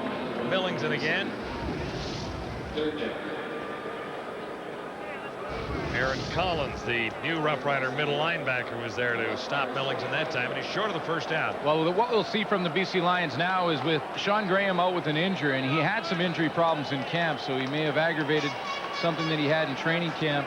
Sean Graham will now sit on the bench, and now you have to go with Jason Crum at the slot back position and probably go with more 2-back sets, both Drummond and Millington in the game at the same time. Lions go gambling. It's 3rd and 1. They missed earlier. This time Allen keeps himself. No flags anywhere. And they'll keep this drive rolling. So Joe Papa will have to do some juggling in the offensive line. Put Jason Crum in, who's in his rookie season. Had a big game in Hamilton. 3 catches for 58 yards. So he'll play the slot back while Sean Graham is getting attended to on the sideline. Maybe I spoke too soon. They're going to have a look at this with a measurement. Crum made some big first down catches last week. One, he was just hammered by one of the Hamilton defenders. Whoa! Just by a nose. Oh, inches to spare there.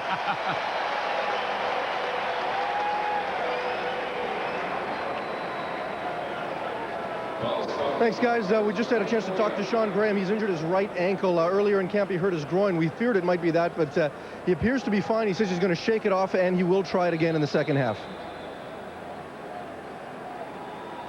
Well, there it is. Had a groin injury in training camp, and now it's an ankle. Allen and the Lions, first down near the 25. Allen fakes once. He's got another first down at the 6-yard line. Oh, I like Mike Adams. He is really putting on a show. Number 86 has made some big catches. Has one of the BC touchdowns tonight. Well, he's shown everything. In the Hamilton game, he showed some speed and ability to make people miss in the open field. Here, he's shown some speed down the sideline. That time across the middle, he showed that he's got some courage too, because it's not easy to run through that line, that minefield.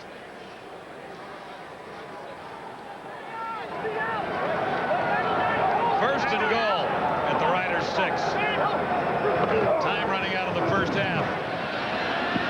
Robert Drummond down to the 1. Again, it's the middle linebacker Collins. Aaron Collins is the heaviest of the linebackers. There he is. He's got a flow to this play. Aaron Collins weighing 233. Spent some time in the Bombers camp. Played a couple of games for Winnipeg back in '98. Last year was with the Arizona Cardinals. 233. You're going to wear him down after a while. Huge sequence for this Saskatchewan defense. They've got to stop the Lions. 2 cracks at it for the 1. And they'll only need 1. Drummond is in. There is a marker down, however. Robert Drummond finds the end zone.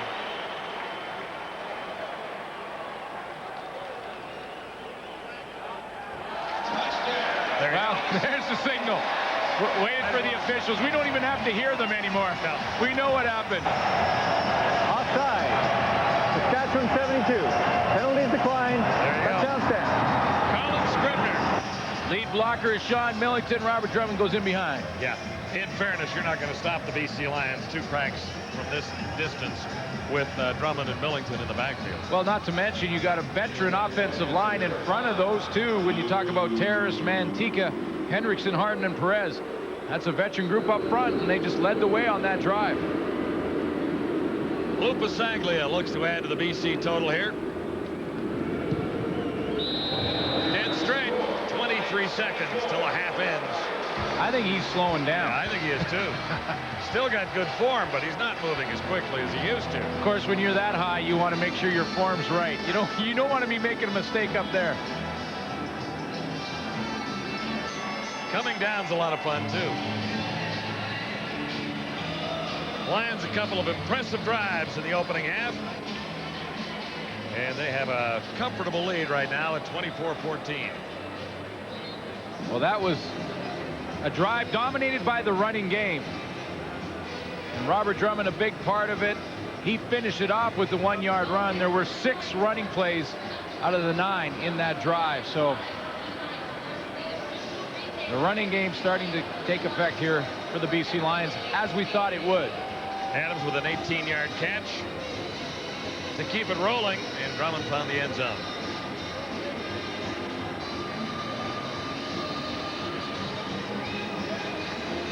No doubt about it, this BC Lion squad is a very fine football team. Well, they have lots of depth, and I think that's the key to the BC Lions. When you look at Robert Drummond, who plays as a single back, or Sean Millington, they can switch them in there. They've got depth at receiver. Mike Adams is playing well. And up on the offensive line, same thing. Deion Tyler for Saskatchewan, met by Sean Millington, who's a load on special teams as well. Penalty marker down.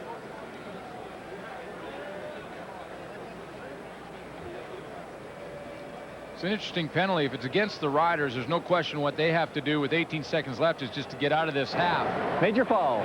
Face mask. BC 33. First down. Well, now it's against BC. You got 18 seconds. You're about midfield, just shy of midfield.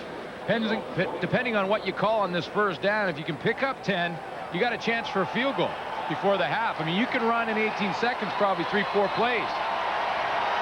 It'll be interesting to see what Danny Barrett decides to do with this last 18 seconds, if he wants to steal some momentum or just go in at halftime and regroup. We might as well try something on the first play here. I think you do, sure. I think they're very effective. Well, they're going to be content to go in at halftime, I believe, yeah, and just regroup. You know, there's 2 things that can happen when you throw the football. 2 out of 3 of them are bad. Or excuse me, 3 things. 2 out of 3 of them are bad. Yeah. Absolutely. Yeah, an interception or an incompletion. So Danny Barrett deciding to just go out and get out of this half down by 10, regroup, and come back in the second half. But 2 first downs would have put him in field goal range had he decided to go after it. Yeah, now they're letting most of the time elapse here with 4 seconds showing on the clock now. 2nd and 8 at the 47. Yeah, Burris is watching the clock. He'll just let it go and get out of there.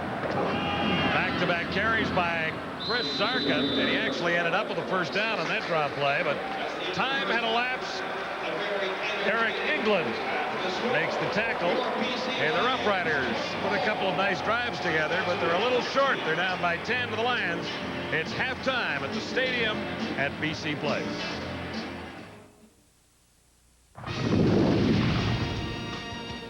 The CFL live on TSN at the half. Pretty entertaining football game, and you cannot say enough about Damon Allen. Remember, last week against Hamilton, 325 yards in the second half and the overtime, and so far he's been absolutely spectacular so far in the first half of this one. 13 of 14, 178 yards. Duthie, Tillman, Dunnigan, and Schultz back with you. And, you know, Damon Allen, at an age when, you know, most quarterbacks his age have moved on to cushy second careers, Damon Allen just keeps chugging along. He was unbelievable in that first half, Matt. Just nice shot there, James. That's a direct hit. It was right there. Yeah, we talked about Burris and Barrett in the first half and their relationship. Well, let me talk about Damon Allen and Joe Paopau's relationship. Between these two quarterbacks, they've got 27 years of CFL football experience on the field. Makes for a great combination. You're seeing Damon's poise. He answered everything Burris and the Saskatchewan Roughriders did. He was 9 for 9 at one point. He had a couple of drops there, but he's on fire. He's carried over last week's second half into this week's performance. I think we need to get some type of Damon Allen tally, kind of like when when Aaron was chasing Ruth. You know, I think we need to get total because Damon Allen is closing in on Ronnie Lancaster's numbers fast and furious, and we need to get a watch on that, Eric. Well, Matt, we've got a veteran team tonight against a very young team. And in spite of the score, you have to like a lot of the things you've seen from Saskatchewan. A great effort. They came out with a lot of enthusiasm. You've seen a lot of bright things for the future for Henry Burris. Unfortunately, with young football teams, like we've said, you have mistakes. And 2 mistakes in the first half changed the complexion of this game. The interception for 7 points. Alundis Bryce, the safety, takes a bad angle. Those 7 points killed him as well. When you're a young football team, you can't give up 14 points, Chris. And I like Deon Tyler, the new running back for the Saskatchewan Roughriders. I know Henry Burris is playing some good football, and I know he's going left, right, completing some passes, but there's nothing more important to find a running back that can take the football and run at least 20 or 30 yards. And look at that Munchkin go. I'll tell you, he's not the biggest running back there is, but he's a low-leverage player.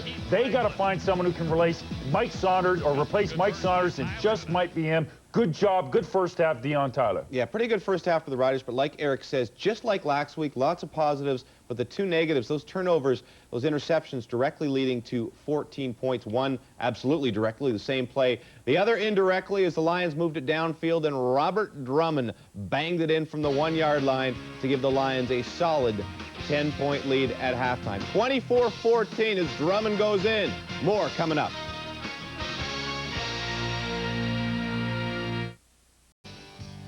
Tomorrow night, installment number 2 of Adidas Friday Night Football as Don Matthews and the Eskimos host the defending Grey Cup champion Hamilton Tiger Cats. We know about all the problems the Eskimos had at QB last week, but Chris, you figure with Crowley or Moss, they can still win the football game? Oh, heck yeah, there's no doubt about it. All they need is a little bit more support. One of the things I love about football is your... Tomorrow night, installment number 2 of Adidas Friday Night Football as Don Matthews and the Eskimos host the defending Grey Cup champion Hamilton Tiger Cats. We know about all the problems the Eskimos had at QB last week, but Chris, you figure with Crowley or Moss, they can still win the football game? Oh, heck yeah, there's no doubt about it. All they need is a little bit more support. One of the things I love about football is your offense has to help your defense, and your special teams have to help both. Terry Ray's a good linebacker, Senor Mobley's a good linebacker, and Grant Carter's becoming a really good middle linebacker. They have to give their offense a short field with a pick at a key time. If they do that, there's no doubt Edmonton has a shot to win tomorrow, Eric. And they've got to help that young quarterback too, Chris. Yeah. And the way you do that is you take pressure off of him by running the football. Troy Mills is a quality back. Look for Mark Knorr to see much more action. For Edmonton to win this one, it's going to be on their offensive line, Matt. Well, then Dan Crowley, too. Then the other side of the ball, Hamilton, they've got to be effective getting off the line of scrimmage. Look for Don Matthews, defensive secondary, flanked by people like Staten and Brooks. These fellas are huge, and they are physical ball players. They'll bend their knees, get in the face of the Hamilton Tiger Cats, and hopefully have the same success BC did in disrupting their patterns and getting upfield and throwing Danny Mack off his game. Don't have to remind the folks in Edmonton to come out and see a game. They always support their Eskimos. But if you are anywhere in our CFL nation, you want to go see a football game, here is the vital information you need. Jot it down.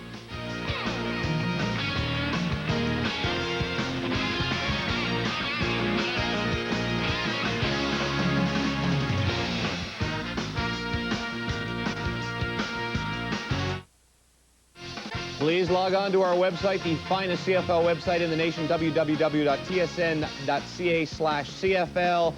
We have all your stats, your sked, your analysis, and we answer all your questions, like just how does Eric get his hair to do that? Pretty entertaining first half of football, and the Lions have to be pleased with a 10-point lead and 24 points in offense at the half. Our Farhan Lalji spoke with Greg Mons. All right, Coach, 24 points in the first half and a pretty good way to finish the half with a late touchdown. Yeah, our offense has been doing a great job. Other than maybe a series, they're really playing. Damon's done a great job of executing. Mike Adams, O-line's done a good job. Defensively, we've had a couple breakdowns, and it's cost us some field position, and we gave up a touchdown we shouldn't have. And we dropped an interception that could have been a touchdown too. But all in all, it's been good. Special teams have played well. Coach, good luck in the second half. Thank you very much. Thank you, Coach, and thank you, Farhan. There are your first half stats again. Lions now almost 500 yards passing for Damon Allen in the last 4 quarters of football if you go back to the second half against Hamilton last week. And by the way, Mons didn't sound chippy at all, Eric. I don't know what the problem was the other night. Second half adjustments. Well, I think you saw what BC needs to do late in that last drive. They dominated the line of scrimmage and ran the football. In the first half, they only ran for 40 yards. Last week, this Sask defense gave up 280 yards against Toronto. Run it down their throats, Matt. And when you run it down their throats, it draws more attention, Eric, to the line of scrimmage. And when the line of scrimmage, there's more people, you go over the top. And then when you go over the top, you soften them up and you go underneath. And then you get the rocking horse thing going again, Chris. And when you're doing that, you know you're in a rhythm. And for Saskatchewan guys, I think you got to go back to what works with Damon out with Henry Burris, because he was at his best when they were moving out of the pocket. One thing about the Dome in BC, it's July, it's hot. Make those defensive linemen move. They'll eventually run out of energy, and that's when you can take advantage of them, James. On the Saskatchewan side, definitely a couple of good drives in the first half, and they have that to build on as they head towards the third quarter down 24-14. Got to stop those big plays, though, like Allen to Adams. Second half coming up. Well, Greg Mons has to be happy with the way his Lions performed in the opening half of their home opener. Well, absolutely. Offensively, just says do what you've been doing. Damon Allen has put up some big numbers in the first half, just like he did in the second half of the Hamilton game, taking that momentum, and he has looked very good in this first half. Doesn't get much better than this for Damon Allen. What a half of football he had. Only missed one pass. 13 of 14 for 178 yards. Yeah, and the one drop was Sean Graham, who basically just dropped the ball. So Adam is right on fire. Henry Burris has looked good. He started off a little bit shaky, threw a couple of passes incomplete, but then really put some drives together. Yeah, there's only one he really wants back, and that's the interception that went 53 yards the wrong way. And that's going to happen, and kept his composure because it was the next drive that he went and punched it in on his first ever rushing touchdown. Henry Burris punched it in at the end of that drive. So the Riders are hanging in, but they've got 10 points to make up to get even with the BC Lions. And while the problem for Henry Burris is that he's got 10 points to make up and he doesn't get the ball first. The Riders are ready to kick it off to get the second half underway. Paul McCallum bothered by a sore knee, but it hasn't been apparent so far tonight. Here's Jimmy Cunningham.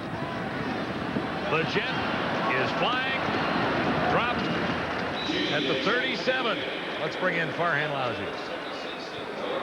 All right, thanks a lot, Danny. Plenty of talk heading into this game about your rookie defensive backs against Damon Allen. So far, Damon looks like he's having his way. Well, I don't know if he's having his way. You know, when you make communication breakdowns and giving the easy ones like that, you know, it's going to look good and look easy for him.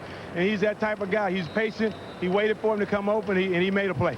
Offensively, Henry Burris has looked good at times, has also made a few mistakes. What did you say to him at halftime? Well, he just got to play his game. You know, he got one got away from him. Hey, those things happen. Everything tip pass. What can you say about that? At the same time, we feel as though we're in a rhythm and we can just stay on the field and keep our defense fresh. Danny, thanks a lot. Good luck in the second half. Damon Allen on 1st and 10, looking long. No one's home. One of his receivers fell near the 30-yard line. That was Rocky Henry. Well, if you're wondering if Damon Allen at 37 years old still has a strong arm, he just threw that ball 60 yards in the air. Just did the quick math there. 60 yards. He threw that ball in the air. And that's he could still throw it. Second pass that he's missed tonight.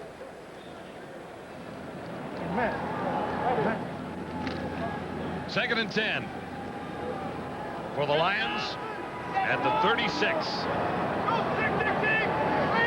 Well, that's an audible. Didn't get it in time. Flags are down. Wanted to change the play at the line of scrimmage, and he ran out of time. Time count violations. BC number 9. Second down.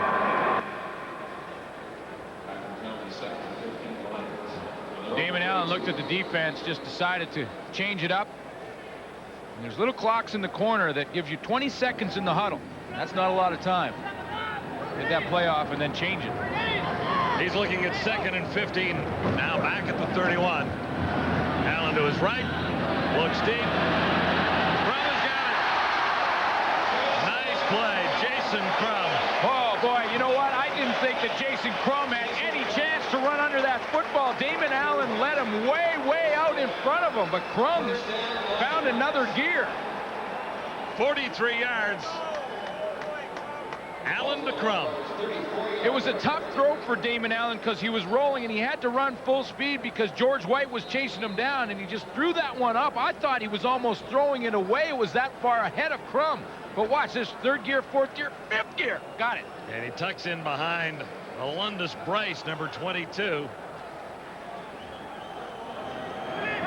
Lions are set up at the 35.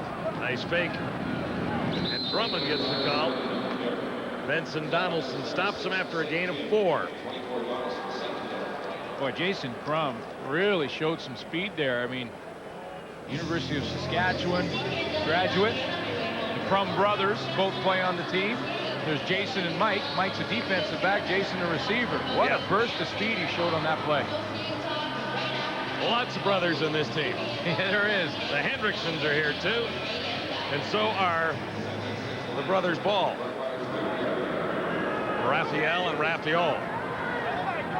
2nd and 6. Lions at the 30. Drummond the catch for a first down.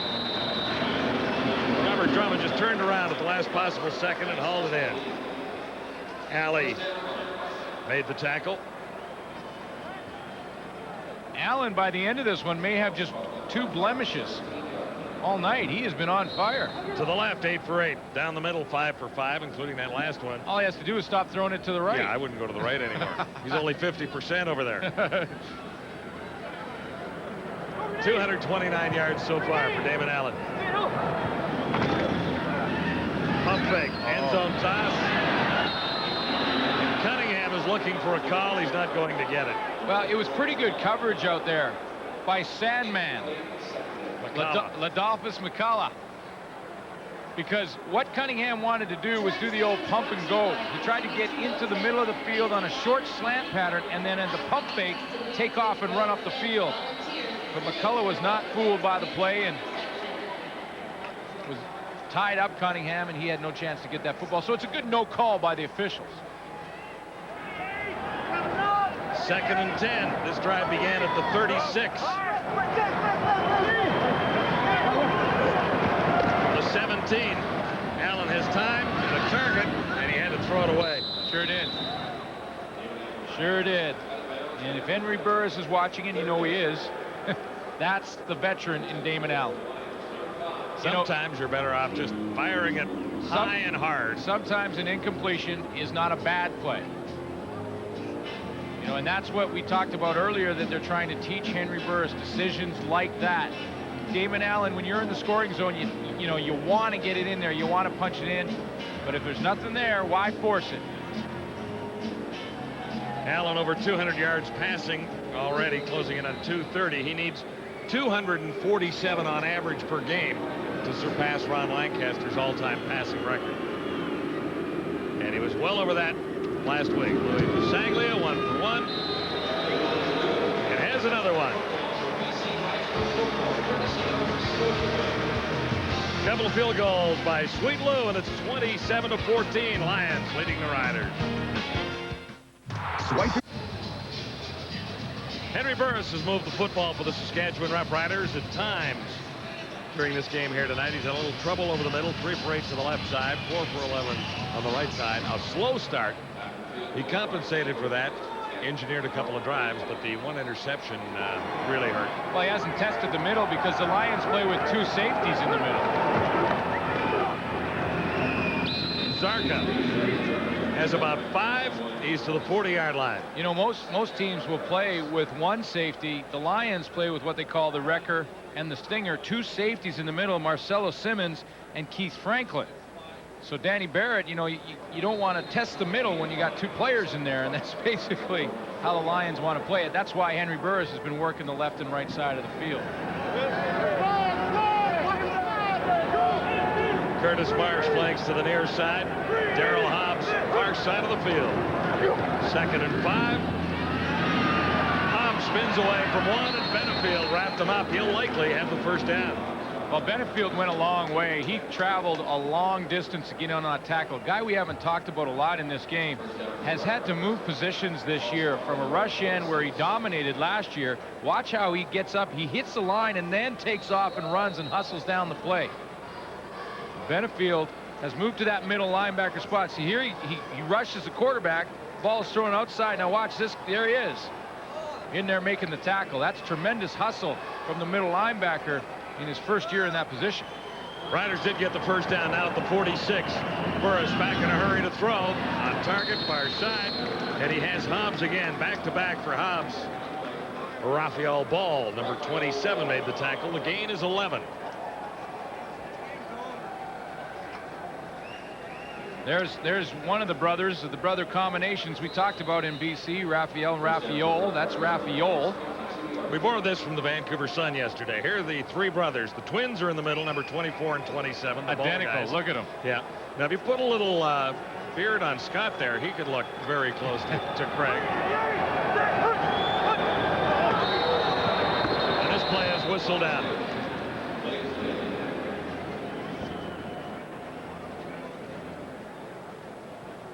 Still waiting for the indication on the penalty. I think it'll be procedure. Looked like Henry Burris didn't have the correct snap count, or there was confusion on the snap count. He jumped out of there a little early, and that will be procedure against Saskatchewan. Offside. Saskatchewan 82. First down. Okay, now put a little work here on Hendrickson there. Okay, well, let me just number see 63. if I can. Yeah, see now how much they look alike. Just wait. A little. Yeah. and in front, the Crumbs of Kelowna. The Crumbs of Kelowna, Mike and Jason. A little brotherly love here in BC. Talked about building arcs out here a time or two. Greg Mons has started to collect them 2 by 2. Here's a great run for Tyler for Saskatchewan. Markers are down at the line, however. Tremendous individual effort by Deon Tyler. He's showed a couple of bursts tonight, Glenn. He's had some big gains.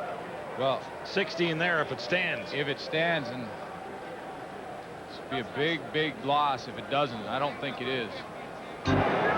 Holding. Saskatchewan 68. Oh, boy. Andrew Green. Andrew Green gets called, and that's going to be very costly. That was a 15-yard pickup. You lose 10 on the holding. Now you're 25 yards of real estate that you just gave away. And Andrew Green got caught. So it'll spin to first and 25 for Danny Barrett's Roughriders. Well, Henry Burris doesn't have to get 25 yards on first down. Quick swing pass. He has Marsh. Marsh, good burst of speed. He may get most of it. What a great run by Marsh after the catch. Short of the first down. Wrapped up by Marcelo Simmons. Deon Tyler made the block that sprung him. What a great block by the running back. He just had his play called back. But I guarantee you, he didn't stop and pout about it. He got out there. Go ahead and run the play. Now watch when he gets up to the sideline. Okay, hold it right there. Right there is that block. Look at that big block right there on ball. He's going down, and that springs the receiver, Curtis Marsh, into the open field. The gain is 22. So it's 2nd and 3. It's some early movement from the Lions. Eric England has been, I think that's his 3rd offside call. He's trying to anticipate the snap count.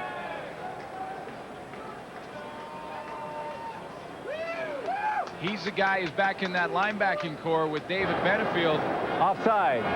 BC 96. First down. Yeah, that wasn't very hard to recognize, that offside, was it? Well, he spent 3 years in the Cardinals organization and has big shoes to fill. Last year's Rookie of the Year, Paul Lacoste, was in that linebacking spot, and that's where they want Eric England to play. Lacoste had a tremendous season and is giving it a shot in the NFL.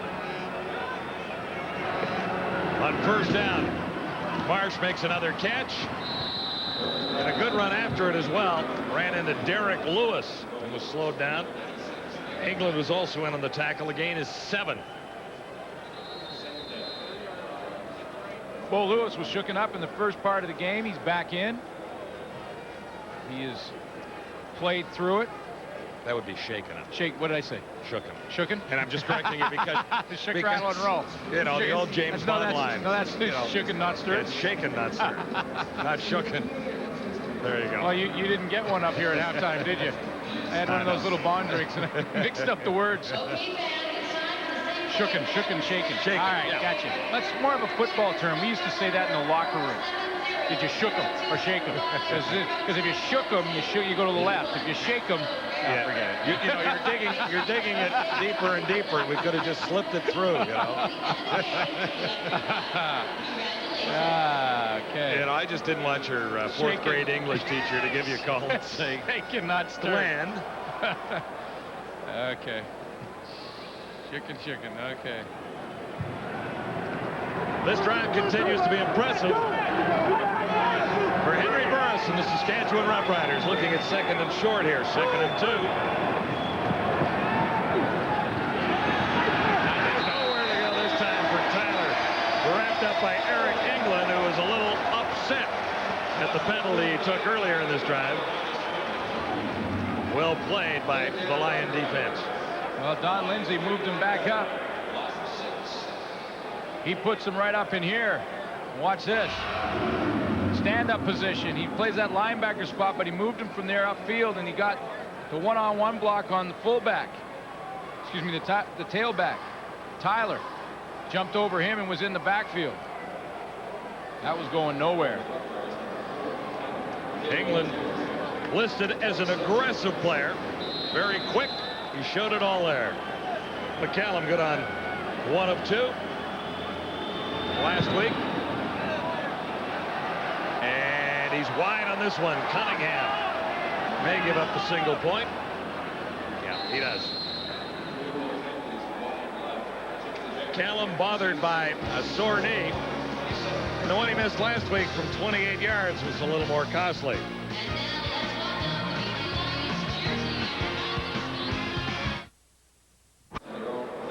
I think the new regime in Saskatchewan with Danny Barrett as the head coach and Roy Shivers as the general manager is going to see success in the league. Let's bring in Farhan Lougie.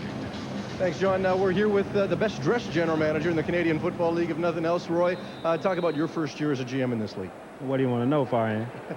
Well, you've obviously got some challenges with some of these guys out here today. I'm watching you. You're on pins and needles right now. Talk about the group that you've put together on the field. We've got a young group. We're expecting to be good as we go along during the season. Hopefully every game will improve a lot, but we've got about 18, 19 new kids on our team. They're all young kids, so we're asking them to play hard, and good things will happen to you when you play hard. Now, when we talk to the players, all of them to a man talk about the change of attitude within the organization with guys like yourself and Danny Barrett. Can you sense that positive attitude now coming into this league? Well, yeah, we dictated that. That's the way we wanted to be. We made some changes, and some changes were forced upon us, but we want a group of kids that are going to fight and going to give it their all and everything, and hopefully we can find those guys. Well, good luck. Have a great year. Thank you, Farhan. Damon Allen just missed. Hooking up with Jason Crum, an opportunity for a Saskatchewan interception on the play. Well, if you want to look at Roy Shivers' resume, if you want to look at that resume, all you have to do is look at the Calgary Stampeder lineup. He has a superb record for finding talent. That's his #1 assignment for this team. He's been a member of 3 Grey Cup teams, a couple in Calgary and 1 in BC. And he knows where to find the people. And once you find the talent, then you hand it over to your head coach and have him mold the talent. Yeah, and I think this is a pretty good combination. I really do, too. 2 extremely confident individuals. Gulliford returning for Saskatchewan. Got away from 1, found a nice little seam. He's up to the 42. 16 yards on the return. Simon Buffo leading the tacklers. 1st and 10, Saskatchewan, when we return. Our coverage of the Tour de France continues at 1:30 a.m. So after we wrap up here, 10:30 p.m. Pacific time. It's a great bike race with a lot of history, but the problem with riding that bike race is that you don't get cheerleaders. No cheerleaders. No cheerleaders at the Tour de France. I'm sure there's some girls hanging around. Yeah, probably. Guessing. Lance Armstrong, the American, has the lead. Burris just missed hooking up with Eric Gulliford. Raphael ball. The rookie was covering there.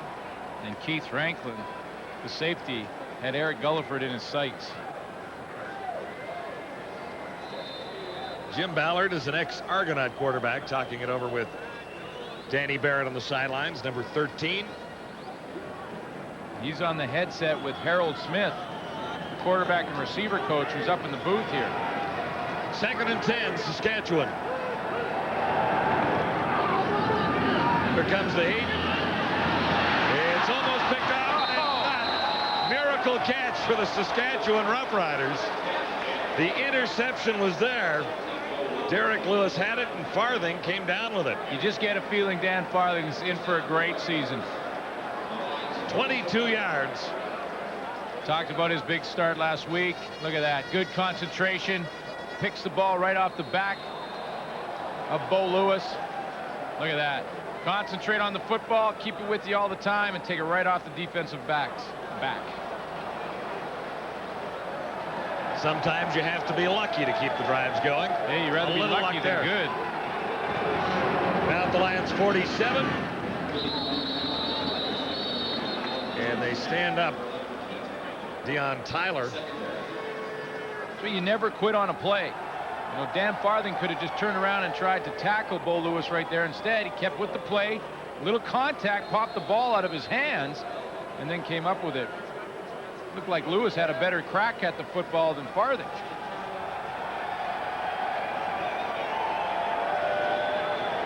Second and 8 now. Pressure. Burris has Marsh. Put his head down and couldn't drive to the first down marker. Ball was there to make the tackle. Generally, the way 88 plays the game plan. Generally speaking, 38-yard line is where this ball will be spotted, or excuse me, right on the 40. Be a 47-yard field goal attempt for Paul McCallum. Now he is injured. He's playing hurt with leg injury, and some question as to whether or not he'd be in the lineup. So it becomes that much of a longer field goal attempt. And then when you put Jimmy the Jet Cunningham back in the end zone that can return it, it's a little more tense, a little more tension for Danny Barrett on the sideline, because that guy can break it at any time. Of course, if he misses. Well, he missed from 46 moments ago. This one has the distance, and he's on target. So the Riders creep a little bit closer to the BC Lions. At 27-18, still lots of time to go. 3:30 remaining in the third quarter. Stampeders will be in Taylor Field a couple of weeks from now.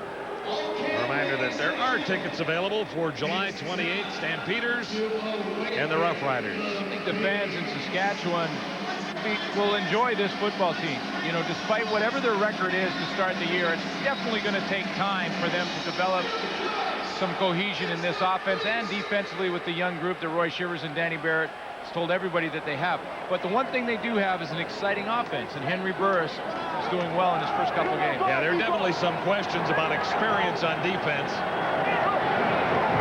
But they do have good and quick athletes on the defensive side of the ball. Demetrius Maxey just sliced through the line and made a big play there. He made a couple of big tackles in the backfield. Really was quiet in that first game versus Toronto. But again, Demetrius Maxey, who last year had 11 sacks, the year before was the nominee for outstanding defensive player with Toronto. Demetrius Maxey is playing with 3 new players on that defensive line right now. Second and 10 for Damon Allen. He won't get away this time. We're wrapped up. There's his first sack, Demetrius Maxey. He was the Argos' most outstanding defensive player in 1999. When you're up there in the lines, it's really, you got to know what the guy beside you is going to do. And he had so much success the last couple of years in Toronto. And there were some people that were saying, where was Demetrius Maxey last week? A great player that played in TO the last couple of years, but Take some time to know what Bombadeli Ali is going to do, what Arkel Truluk is going to do, all the guys that you're now playing with. As soon as you can figure them out, then you can see where you can take your game. Lou Pasaglia. Skies one, down to the 45, not deep.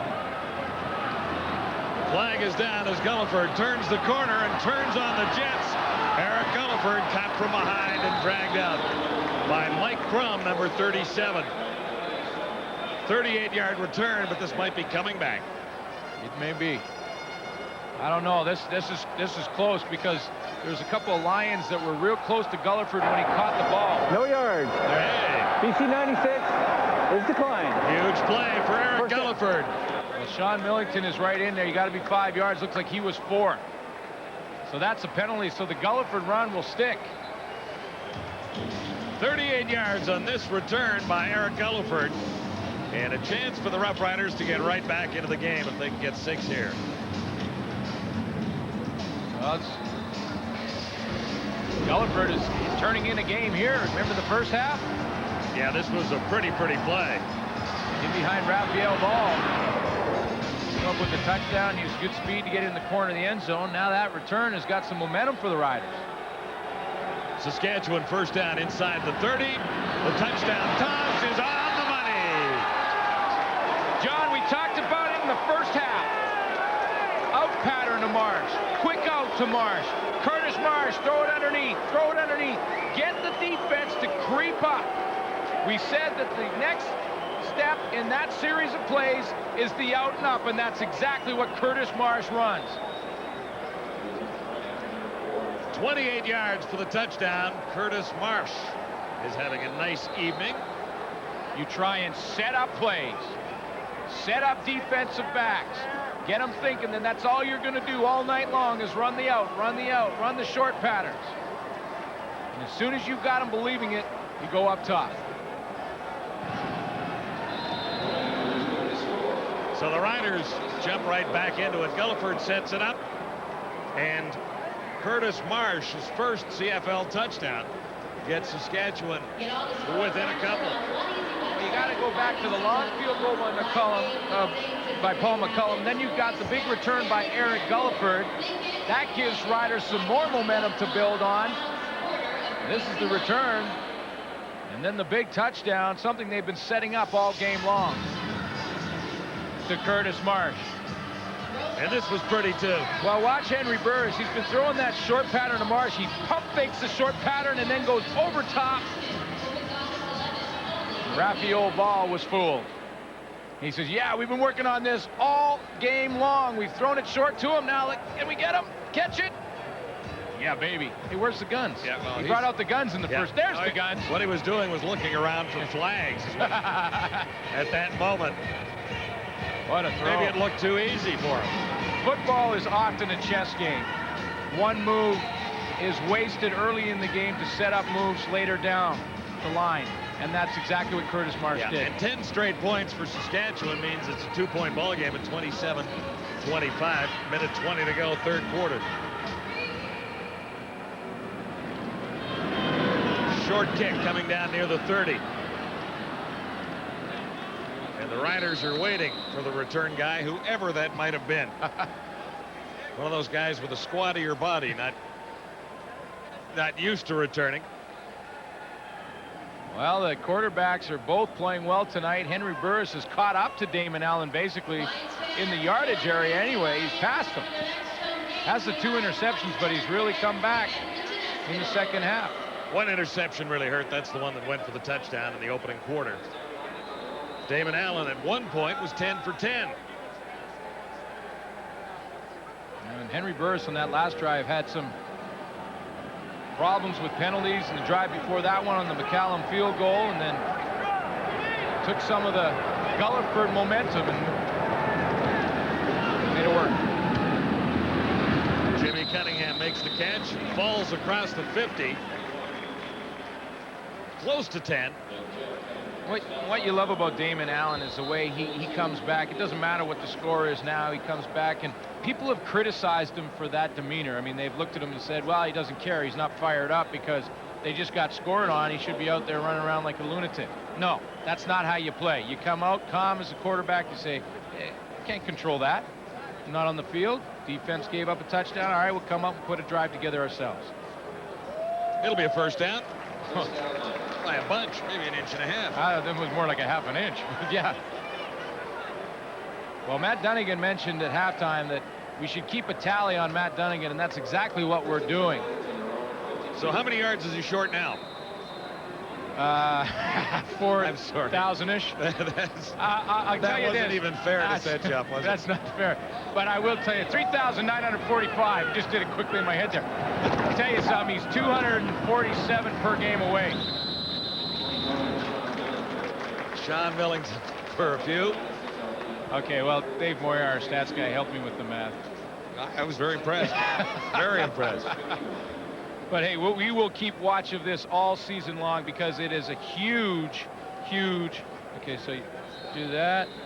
3,940. Okay, carry the you didn't one carry, did you? up there. So okay, hang on. 3,945. Yeah. And we will keep track. I won't keep track, but we will have the people with the experts in the calculating department will keep track. Yeah, David Moore will be alongside to help us. Yeah. Illegal procedure. BC 62. Second down. So that's Chris Perez costing the Lions 5. I think that is the first holding call from a veteran offensive line group. You're going to get caught every now and then. I mean, they're holding. Last play, third quarter, barring penalty. Allen, the out pattern, did he hang in? Did Drummond stay in bounds? What a catch! Did he keep his foot in bounds? Yeah, only that's need the one. question. You only need one. The guys in green and white say no. Drummond says I was in by inches. No, they are waving it off. He can't believe it. That was very close. Take a look. One more peek. What do you think? think? He's got it there. I think it was a good call. It was close. He was right on. The official was right there. I think they got the right call, partner. End of three quarters at BC Place and a two-pointer between the Lions and the Roughriders.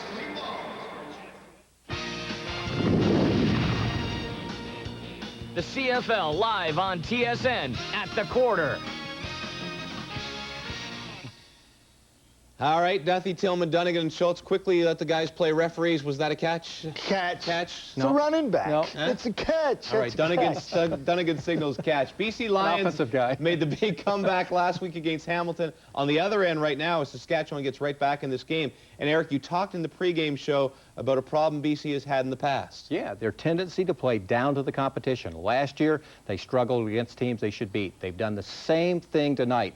You have to love this young Rider team. They've made plays, they've hung in there, and right now it's anybody's game, Matt. It is, and you know, you talk about Roy Shivers with their interview with Farhan Lalji at halftime. Roy said they tried to create an environment there in Saskatchewan where players want to play. Well, we're seeing that is holding true. Saskatchewan won't say die. They keep hanging around, and it's getting to a scary point for the BC Lions because if you get a young team life, they're going to take that, and it's going to come back to bite you. And, Matty, that key word is the environment. When you have a positive environment you want to play, and you know what, in the big picture, you know what that really attracts? Free agents. I think it's very, very important to understand that the more positive and more enthusiastic Danny Barrett is, the more other players want to go to work in Saskatchewan. It always hasn't been their way. But I'll tell you, if the BC Lions take this over, they're going to take it over on the offensive line, James. It's the exact same philosophy we came into this year, right? We created the positive environment around here last year, and Tillman, we knew he was going to be a free agent because of the problems in Toronto. But I brought my hair back, and we brought him. So you guys deserve a lot of credit for that.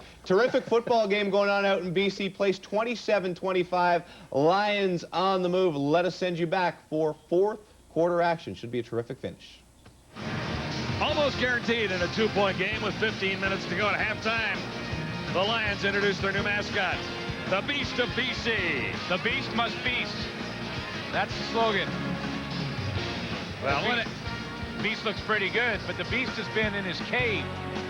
And he may be coming out here, though, in the fourth quarter just to get him going because BC Lions need something to get him going. Yeah, but what happened to Leo the Lion? He's been on the job 46 years. They let him go just like that? I think we've laid Leo the Lion down. We've laid him to rest. Lou Pasaglia just got it away. Fourth quarter is underway. Now, we've heard that Leo the Lion will still be a member of this team. But it's the Beast night, and Leo didn't want to upstage him. Got to give the Beast his night. This is a pretty good combination. Barrett and Burris. And here are the numbers thus far. Well, Very you can't close. get much closer than that. I mean, look down the line. 22 minutes of possession. Passing yards almost identical. Rushing yards. I mean, yeah, good offensive display by both teams in this game. And that's what the fans love to see. I don't like to see that. I'm kind of a defensive guy, but I like points.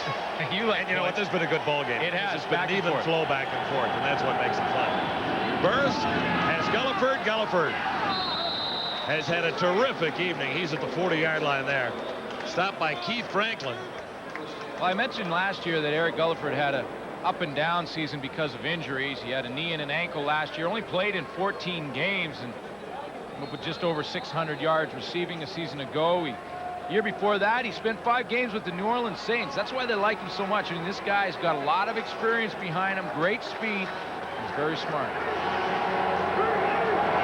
Gulliford, 7 catches for 82 last week. Nice little draw play. Zarka keeps charging and is more than halfway to a first down near the 49. Stopped by Marcelo Simmons.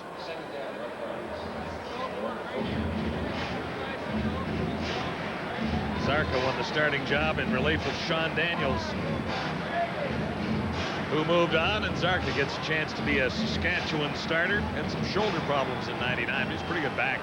He is, and I believe Saskatchewan will play him a lot like the Lions play Sean Millington.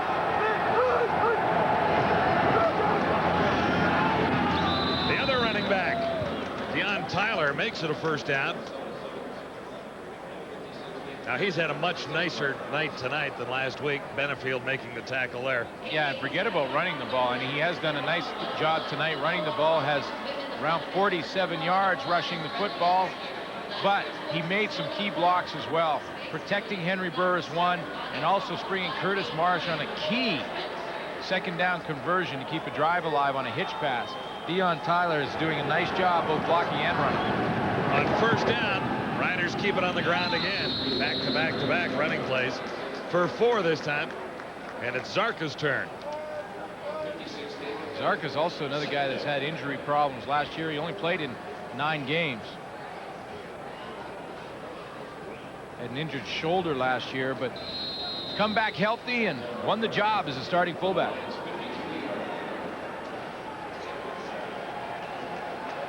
Zarka made 3 receptions last week for 22 yards, so he's got decent hands as well. 2nd and 6. Riders trailing by 2.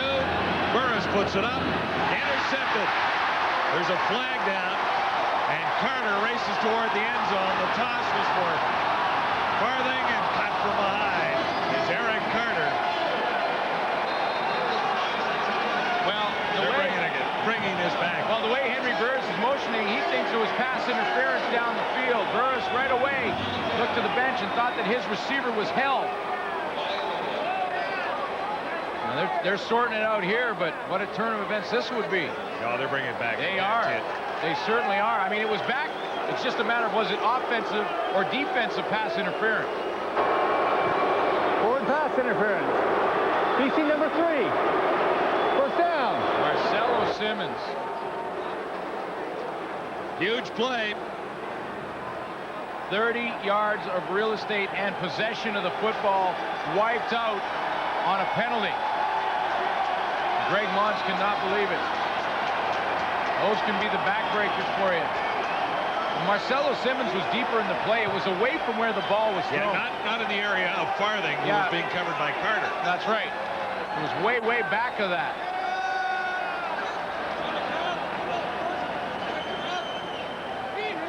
Well, you know, Eric Carter was the guy on coverage. He's the guy who intercepted the pass. But that's not where the interference occurred. See, the interference was deeper than that. Marcelo Simmons to the right had knocked down or grabbed on to Farthing early and then let him go to Carter. When he dropped him off to Carter, Carter didn't interfere with him at all. Came up with the interception, but will be wiped out. Huge play for Saskatchewan fans. Burris, deep drop. Here comes the heat. Man open far side, and he's got another first down. Patience by Henry Burris to hold on to that football just long enough to wait for Curtis Marsh to get open. Curtis Marsh is just going to work down the field and find the spot. He gets open eventually, but great patience by Henry Burris. Little bump and run on the line. Raphael Ball, so you looking to the open. Burris was trying to hold on to that football just long enough. He was being chased down by Noah Cantor. Look at the patience. Hold on to the ball, get to the outside. There he's open, and then deliver the strike. Curtis Marsh is having a great night. So is Henry Burris most of the way. Deion Tyler has 3, maybe 4. Saskatchewan fans for years, John, and you've heard this too, heard this, you've got to be patient. They've heard that for years, and this is a team that has struggled over the years, but I'll tell you something, when they say be patient with this organization, I think there's true reason to be patient because they have an exciting offense. They have great, young, quick talent on defense that is going to take some time. But Danny Barrett is building in Saskatchewan now. Second down. 8 to go. Riders. The Lions 23. Burris to the end zone. A marker down far side. Picked up. Carter came down with it. What's the penalty? Yeah, it's back at the line of scrimmage. So Carter gets the ball back. Procedure against the Riders is going to be the call. Offside. Saskatchewan, and the interception this time will stand. Illegal procedure. Saskatchewan, no win. Penalties decline. So they lined BC up ball. incorrectly. I'm not so sure Burris should have thrown this one. Anyway, turnover goes to the BC Lions. The Riders were threatening, but still trail by 2. BC Lions figure they'll get a better pass rush with the newcomers up front, including Steve Anderson. Been relatively quiet here tonight, but watch how he gets pressure on Burris, and when he does, working on John Terry. Terry tries to cut him, doesn't get there. The pressure forced the interception. Now Allen decides to run at the most opportune time, has a first down out near the 35, 11 yards the gain. First carry of the night for Damon Allen. He picks his times now when he takes off, but boy, it was a key one last week in overtime, and the only thing I think Greg Mons would like to see is for him to hook slide rather than take that hit down the field.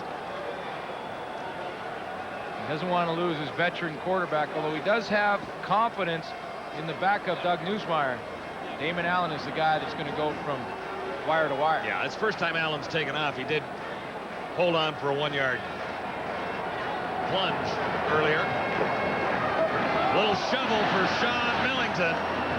Well read by the Rider defense because Millington was just about to get up ahead of steam, and they wrapped him up. At this point in the game, when your offensive coordinator wants to get a drive together that churns up as much as the clock as they can. There's 8 minutes, just over 8 minutes left now in the game, and Joe Palpal want to mix up the pass and run, try and eat up the clock. Does Joe ever get excited? Yeah, he gets excited. And you know what? He's got a great working relationship with Damon Allen. They're partners, aren't they? Absolutely, but Joe Palpal will get on Damon. He'll come to the sideline and he'll say, you know, what are you thinking out there, buddy? Allen let it go in a hurry. The receiver didn't turn around in time. It was Jason Crum. We talked about sometimes that the linebacking core for Saskatchewan can be a little small. Vincent Donaldson, defensive back that moves down into that linebacking core. What he does bring you when he's down there is great pass coverage because he's a corner. Your old pal Vincent's been in a ball game tonight. He's lumbering to the sidelines out there. You know what? He loves it down there, though. That's the kind of guy he is and the mentality he has. He loves the contact. Gulliford, great night, stands back to receive this Louis Pasaglia kick. 8:20 to go. It's a 2-point ball game. Roughriders giving the Lions all they can handle at BC Place tonight. Aaron Gulliford. a block, but it was illegal. There was. So the 13-yard return will be nullified. Steve Anderson leading the BC tacklers 27-25 and BC plays. The Beast. Oh, where's he going? He's gone to the cave. He's in the cave. The Beast disappeared. He'll be back. I think he only comes out when the Lions have the football, looks like. Oh, I see. A little resting place there. Back in the Lyre. Saskatchewan beginning this drive. Back at the 15, there was an illegal block on the return. Nice hole opens up. Tyler running with great enthusiasm and determination tonight. Deon Tyler has his biggest gain of 32 yards. Great blocks at the point of attack by John Terry and by Andrew Green. Terry with the kick-out block on Herman Smith. That springs Tyler to the outside. See, that's what they were saying, that if he gets a little open field, he's a pinball-style runner. Somewhat similar to the pinball style there. Well, he looked like it there. Yeah. Riders on a roll out of the 45, trailing by 2, 7:33 to go. Burris has Marsh again. He broke one tackle and is short of the first down. Forced out by Eric Carter. Burris looks cool. Well, Danny Barrett likely talked to him about that one he forced, the interception to Eric Carter. Got some pressure from Steve Anderson in that drive, threw that interception, a ball he shouldn't have thrown. You know that Danny Barrett reminded him of that. Come out in the next series, this game is still in the balance. Down by 2 is no problem. Get the ball back, make good decisions, throw it into the stands if you have to. Second down. And easily a first down for Tyler again. Marcelo Simmons. Curtis Marsh has had a great night. Number 88 has his first CFL touchdown and 142 yards. I really like what he's done with the football in his hands after the catch, the yak yards. Yards after catch. That's right, and he's done a nice job of it. Make the first guy miss. That's what offensively you always want to think about. Catch that football, make the first guy miss, and then see what you can get. First down. Riders continue to push along the ground. Deon Tyler has made a bunch of guys miss. Yeah. And they're having success with the running game here, something that they couldn't get rolling at all last week. You know, that is another strength of the Saskatchewan Roughrider team. While they're inexperienced on defense, they're experienced on the offensive line. They have a lot of experience up front. Not only that, this offensive line has played together for a few years now. And that makes a huge difference. Tyler closing in on 100. He's got 97. Burris will put it up. Gulliford has the first down. Carter over to make the tackle and got some help from Keith Franklin. This is a nice march. Lots of time to go.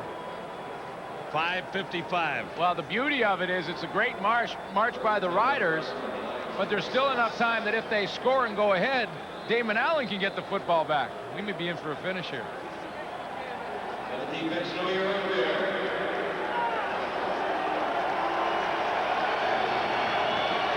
Big night for Gulliford, as mentioned. 4 for 58. Tyler couldn't find as much that time, and on first down he stopped after a very short gain. Herman Smith was there to wrap him up. Dwayne Demetrition now is sending in the plays from Danny Barrett. He'll get that passing set out. Deon Tyler comes out of the game now in a definite passing down, second and long. Dwayne Demetrition goes in as 5th receiver spot and brings in the play from Danny Barrett. Passing down, second and 9. Burris under the coverage, and he'll get very close to the first down as Zarka made the catch. Well, that's what I'm talking about, how quickly Henry Burris is learning how to be patient, because he threw that interception to Eric Carter, a ball he shouldn't have thrown. He wanted to go down the field that time to Daryl Hobbs, but Daryl Hobbs was well covered, so he hung on to the ball, and when he did, Chris Zarka finally opened up. When he first takes his ball, he's looking downfield to Daryl Hobbs. He wants him, but there's coverage. He waits, says, you know what, I'll just take the short gain. See if we can't get the first down on a third down gamble, which I believe Danny Barrett's going to go for. Well, you might as well at this point. I mean, you have to go here, right? Third down, less than a yard to go. Well, you can kick the field goal and go up by 1 as well. Yeah, I'm going. I know you're going. I'm going. You're as close as they are. I think he wants a timeout. He's going to think this. Yeah, he's going to think it over. I mean, this is a key I'll play. change my mind. Well, it's not a long way to go. I mean, you're looking about a yard, half a yard. So you think it's automatic when you have to give a yard off the ball. But every time you take a snap from center, you take a chance that snap could be fumbled. You'd have penetration by a defensive lineman. And they need the 3 points right now, so it becomes a big, big decision. Well, 3 points puts Saskatchewan into the lead. That's right. I still want to gamble. I want to go for it. Me too. Find out what Barrett decides when we return.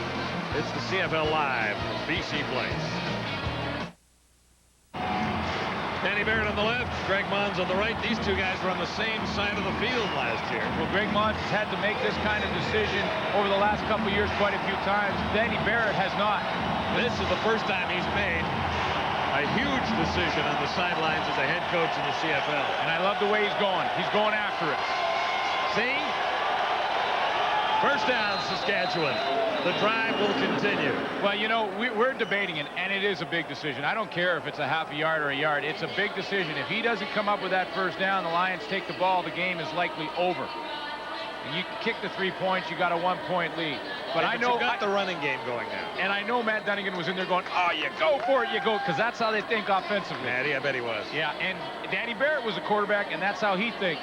You know, we got to go get it. We got to give our offensive line confidence, and we got to pound it in there, and he did that. From the shotgun. Chris Schultz probably want to do that too. Wonderful catch by Dan Farthing. We just laid out and grabbed it in front of Marcelo Simmons for 6 yards. Timing pattern from Dan Farthing. He's just going to run that quick out, and the ball is in the air as he turns the corner. There's the corner. You throw the out. He hasn't even looked back yet. Ball is right there, and a nice catch. 3 minutes to go in a great game at BC Place. The Riders are threatening to take the lead away from the BC Lions. Into the final minutes, I want to bring Matt Dunnigan in here, and I want his idea. Well, let's ask him. You said no, I said yes. Do you Matt, go? Who are you with? Oh, I wouldn't even burn a timeout. I would have gone for it right away, fellas. I told you he was thinking that way. Yeah. And you were going to play it safe. Play it safe. 2nd and 4, Saskatchewan. Burris to the corner. He'll have a, well, he may be a little shy of the first down. Well, he might have to make the decision again. Yeah. Now here you are, Matt, and now you're a long yard away, maybe a yard and a couple of inches. Do it again, or do you not? Well, Danny's asking for just how long. They'll get a measurement here because you're supposed to get a measurement with less than a yard or close to a yard. Oh, he's calling for the field goal. Yeah, well, now, wait a minute. Now, you guys are laughing, talking about this decision. It was a tough decision. It's a yard. It's a little bit longer than a yard. Now, we're only talking about a difference of a few inches there. You mean to tell me that Danny Barrett this is changed a long, his approach? long yard. Yeah, but we're talking about the difference of 25 yards in field position as far as the field goal goes. This is a chip in, so you're actually taking points off the board if you don't go for it here. Whereas before, it's not a sure thing. McCallum missed one earlier, but he's... You buying that? No, I'm not buying it. And he hammers that one through. The Riders have the lead for the very first time tonight, but it's a precarious advantage at best. But I'll tell you what he did do, and by gambling the first occasion and then not in the second, he did take off a lot more time off the clock, and that takes the ball out of Damon Allen's hands for a few more seconds. Yeah, Damon's got 2:45 to work with, plenty of time to get down in field goal range. Oh, sure. And he just needs field goal range. You know, he doesn't have to score a touchdown to win the game. Just a thought about what's running through Damon's mind right now. Oh, this is why you play the game. I remember back in Edmonton standing next to Brian Kelly in situations like this, and Brian simply tells me, Matty, this is why we're in this game. Damon's standing on the sideline, can't wait to get out there and do his thing. Hang in there, Matt. We'll watch the final 2:45 together. 1st and 10. Lions at the 35. Allen near side. Oh. And he's got Jimmy the Jet. What a throw. A long throw to the near side of the field. Hey, when you got to throw that wide field out, and that was a long throw. That was about a 45-yard throw. Usually the quarterback's got to turn his shoulders. Watch him just like sidearm it out there with Colin Scrivener right in his face.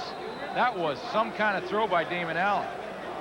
You got to get your shoulders around. He doesn't. He just sort of strong arms it out there with the defensive lineman in his face. Cunningham picks up 14. Lions on the march at the 49 now. Sean Millington head of steam, halfway to another first down. Trulock made the tackle. Chris Perez has got up very slow on the far side of the field and is limping a little bit. Does not want to come out of this football game, and Joe Paopao got his eye on him. He's got lots of depth, and he saw Perez kind of limping back to the huddle. On a drive like this, you got to be 100%. You don't want to let Arkel Trulock loose off the corner. So he's watching him closely. 2nd and 5. Lions are down by a point. Near side on the money. Adams makes the catch. First down, BC. Well, not only does Damon Allen have lots of time to get into field goal range, which he's very close to already. We've really just one first down away.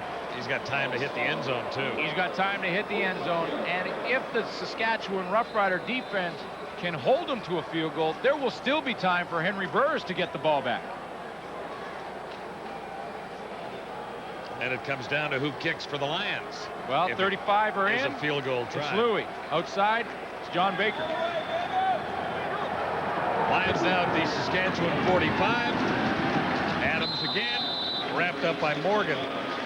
You know, and this is smart play by Damon Allen as well, because he's throwing underneath to Mike Adams. He knows with a young secondary in Saskatchewan, I'm talking about Damon Allen, that he is going to get some more room. He knows that those guys are going to back up. No one in that secondary for the Riders right now wants to let anyone get in behind them. So the young secondary, which is rookies across the board, are going to back up and give them a little bit more room. So they're going to throw it underneath and take what they give them. 2nd and 4. Shotgun. Allen takes off. He won't get the first down. It was a broken play. He wanted to give the ball in the handoff, but I don't think he handled the snap. The snap came back hot. And when the snap came back so hot, he couldn't get that handoff to Sean Millington. Watch the high snap. See, he can't handle it. He was going to give it to Millington up in the face and possibly cause a fumble. That's quick thinking. That's thinking on your feet in a hurry. Spotted there, by the way. Well, I mean, it saves points if he fumbles that football. And that's heads up. And that happens in a split second. So the guy with one shoe is out there. Baker, the barefoot kicker. 1 for 1 last week from 43. Lou doesn't have the distance in his leg anymore. Baker got the BC Lions to overtime in Hamilton last Friday night.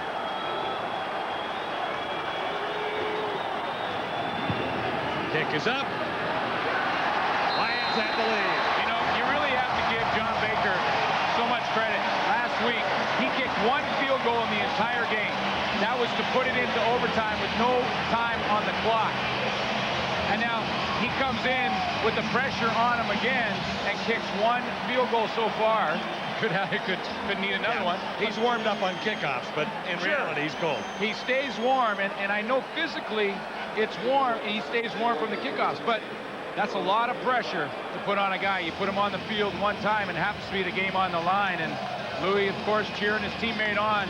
All he wants to see is that ball go through, and yeah, baby. Nice shot. Taught you everything I know. 44 yards. Well, the Lions have the lead by 2. Lots of time for Henry Burris. The way they've been throwing the football and moving the ball, lots of time for him to come down and get in field goal range himself.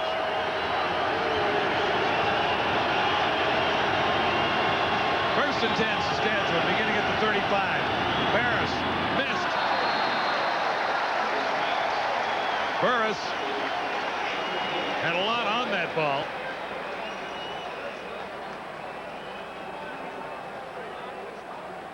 Quite a night at BC Place, the opener for the Lions. Curtis Marsh has had a strong evening for Saskatchewan. Lions, three turnovers on interceptions. Henry Burris, 2 300-yard games, and he's not done yet. But he's facing it right now. 2nd and 10. And John Baker just got the Lions back into the lead by 2. Huge play for Saskatchewan here. And they're coming. Burris can't get away, but he dumped it off. Fired the ball. Now, decision time, John, for Danny Barrett again. Minute 27 left. You're in 2nd down. Burris gets sacked. Now, he's talking to the team right now. He says, we got to go and punt the football and hope our defense can hold. Herman Smith off the corner provides the pressure. Cantor brings him down. He's just dumping it out of there now. Danny Barrett could have decided to gamble at that point. Minute 27 seconds left, but he's got some confidence in that defense. He's going to put him on the field and hope they can stop him. Cunningham, ever dangerous at his 30. McCallum at his 20. Not deep. Cunningham surrounded and dragged down. Leading the way, Tyson St. James from UBC. Saskatchewan's first pick in the year 2000. Yeah, first pick overall from UBC. And well, here you go. It's all up to this young defense in Saskatchewan to see if they can hold the veteran in Damon Allen. And Danny Barrett's going to try and regroup and just tell his offense, got to get the ball back one more time. Now it's up to those guys. And Benson Donaldson's a veteran. He's been in this situation many, many times. 10 years in the league. Yeah, the other problem, though, is you've got Damon Allen a couple of first downs away from just not giving the ball back, right? Well, absolutely, and that's why the next 20 yards of real estate is the most important in the Rider season so far this year. Robert Drummond stepped over 1 and grabbed 4 yards when that seemed impossible. Well, Benson Donaldson had read the play, was in the backfield, went low on Robert Drummond, would have had him for a 5-yard loss, which was the key. And Drummond does a nice job of just saving it. Benson Donaldson right off the corner. Watch how he reads the play quickly. Number 24 reads it, steps up in there, and has Drummond for a 10-yard loss. When he goes low, Drummond jumps over and gets back to the line. In fact, gains a few yards. Golden opportunity for Benson Donaldson, but now still in 2nd and 7, a chance. Saskatchewan's biggest down of the game right here. No doubt about it. Lions lead it by 2, 30-28. The Riders have been in it all the way. Trial by fire for this young team. Melendez Bryce getting his 2nd start ever at the free safety position. Watching this Rough Rider team in week 2, and we didn't do the game last week with the Argos there, but it's really pretty difficult to figure out how they lost to the Argos and gave up so many yards rushing. Well, I mean, obviously what they did was turn it the over. ball over, yeah. 4 Turn times. the ball over. And, and they had some holes on defense. Yeah. They had some problems stopping the Toronto Argonaut running game with the tight end system. And they seem to have fixed that problem because they've done a pretty good job against a good running team in Robert Drummond and Sean Millington in the back. Yeah, the yards rushing by the Lions is not that substantial so far tonight. In fact, not all that impressive in one way. 75 total. That's right. And for the BC Lions, here's the key play. 2nd down, and they won't get this one away. There are markers down. It might be a time count violation. Well, if it's time count, the BC Lions are going to have to punt the football away. So there is still time for Henry Burris to get that ball off and to get a drive going, field goal range. 48 seconds on the clock. Time count violation. Oh, boy, BC number 9. Lost it down. Whoa, 3rd down. that's big. You lose it down. You lose it down. You're now 8 yards. You got to punt the football away. Crucial error by the BC Lion offense is going to hand the ball back to Saskatchewan with 48 seconds left. They're trying to figure out the formation. Damon Allen had the wrong personnel in the field, it looks like, and was trying to change the play with the personnel that he had and ran out of time. If you have the wrong personnel, the guy doesn't know what his assignment is. You could have a bust and a fumble. This way, at least they punt the ball away, but still a crucial error. Louis Pasaglia puts it up. Gulliford walks under it. There's no seam. He wanted to get down in a hurry. Well, this is how you learn if you're a young starting quarterback. This is how you learn. In situations like this, and the more times you get into them, the better you'll be. He's had a big, big night. 329 yards passing on the evening, 2 touchdowns. He's had a big night passing. Yeah, and the first interception really took the wind out of his sails, but he bounced back and put up some impressive yardage. So now he has 42 seconds. The Roughriders are down by 2. Lions lead at 30-28. Saskatchewan with a chance to get into field goal range and steal one at BC. Good play there, out across the 45. You get a chance that they can taste it. You really do. It's hard running up in there by Curtis Marsh, who just had a tremendous game. They can taste it. This young team's got a chance to knock off one of the top-ranked teams in the Canadian Football League right here. Yeah, and the Riders get lucky here because they'll measure this. So time to give it a little more thought. Well, it's a time for Danny Barrett to start thinking about possibly sending in a couple of plays so that if they get into a hurry-up situation, a chance where they can't stop the clock during the middle of the field, Henry Burris can call 2 plays in the huddle right now, so he has the second play ready to go. He wants them on the line. You see Danny Barrett quarterbacking things from the sideline. 37 seconds to go. It's a 2-pointer at BC Place. The Riders have handed the Lions all they can handle and still have an opportunity with second down and inches to get in field goal range for Paul McCallum.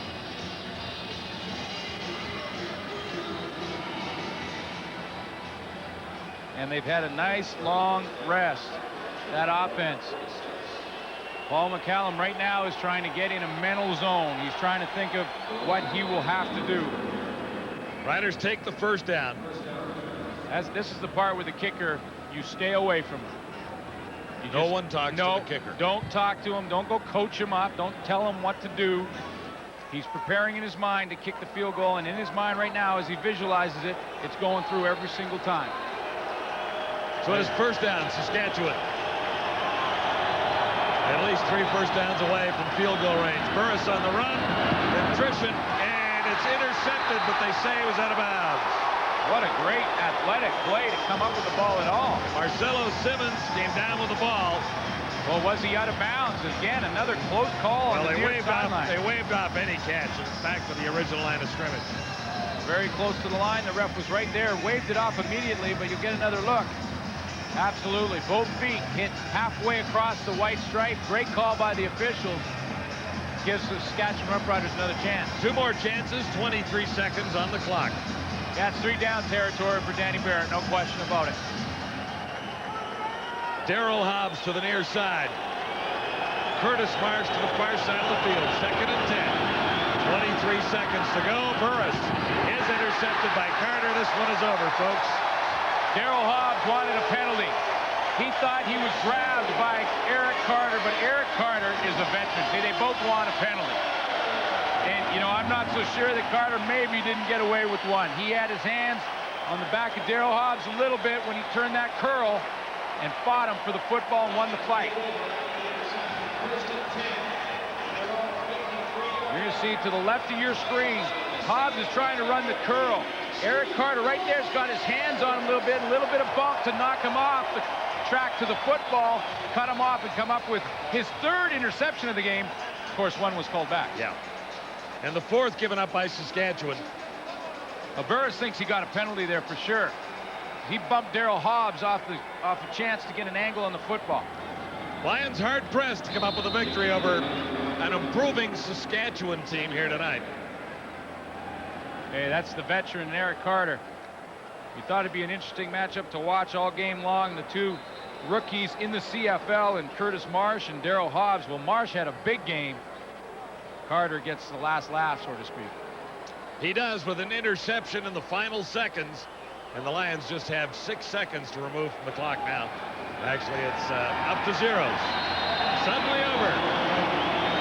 Lions go to 2-0. Saskatchewan stops at 0-2, but there is hope for those folks. Full credit to the Saskatchewan Roughriders. The BC Lions held on for the win, but Saskatchewan Roughriders battled hard, and this is a very young team against the premier team in the CFL in BC. And we'll hand out the Adidas game ball to Mike Adams, who had a couple of key catches for the BC Lions tonight, and 104 receiving yards. There was a touchdown included there. Good night of football on the West Coast. Lions hang on for a narrow win over Saskatchewan.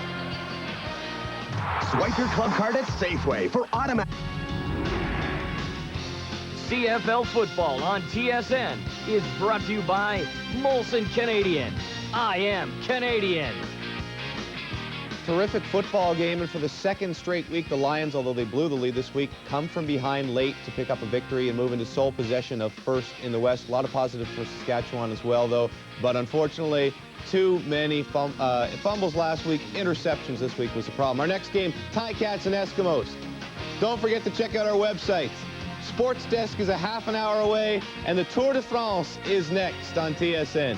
This has been a presentation of TSN, Canada's most watched sports network.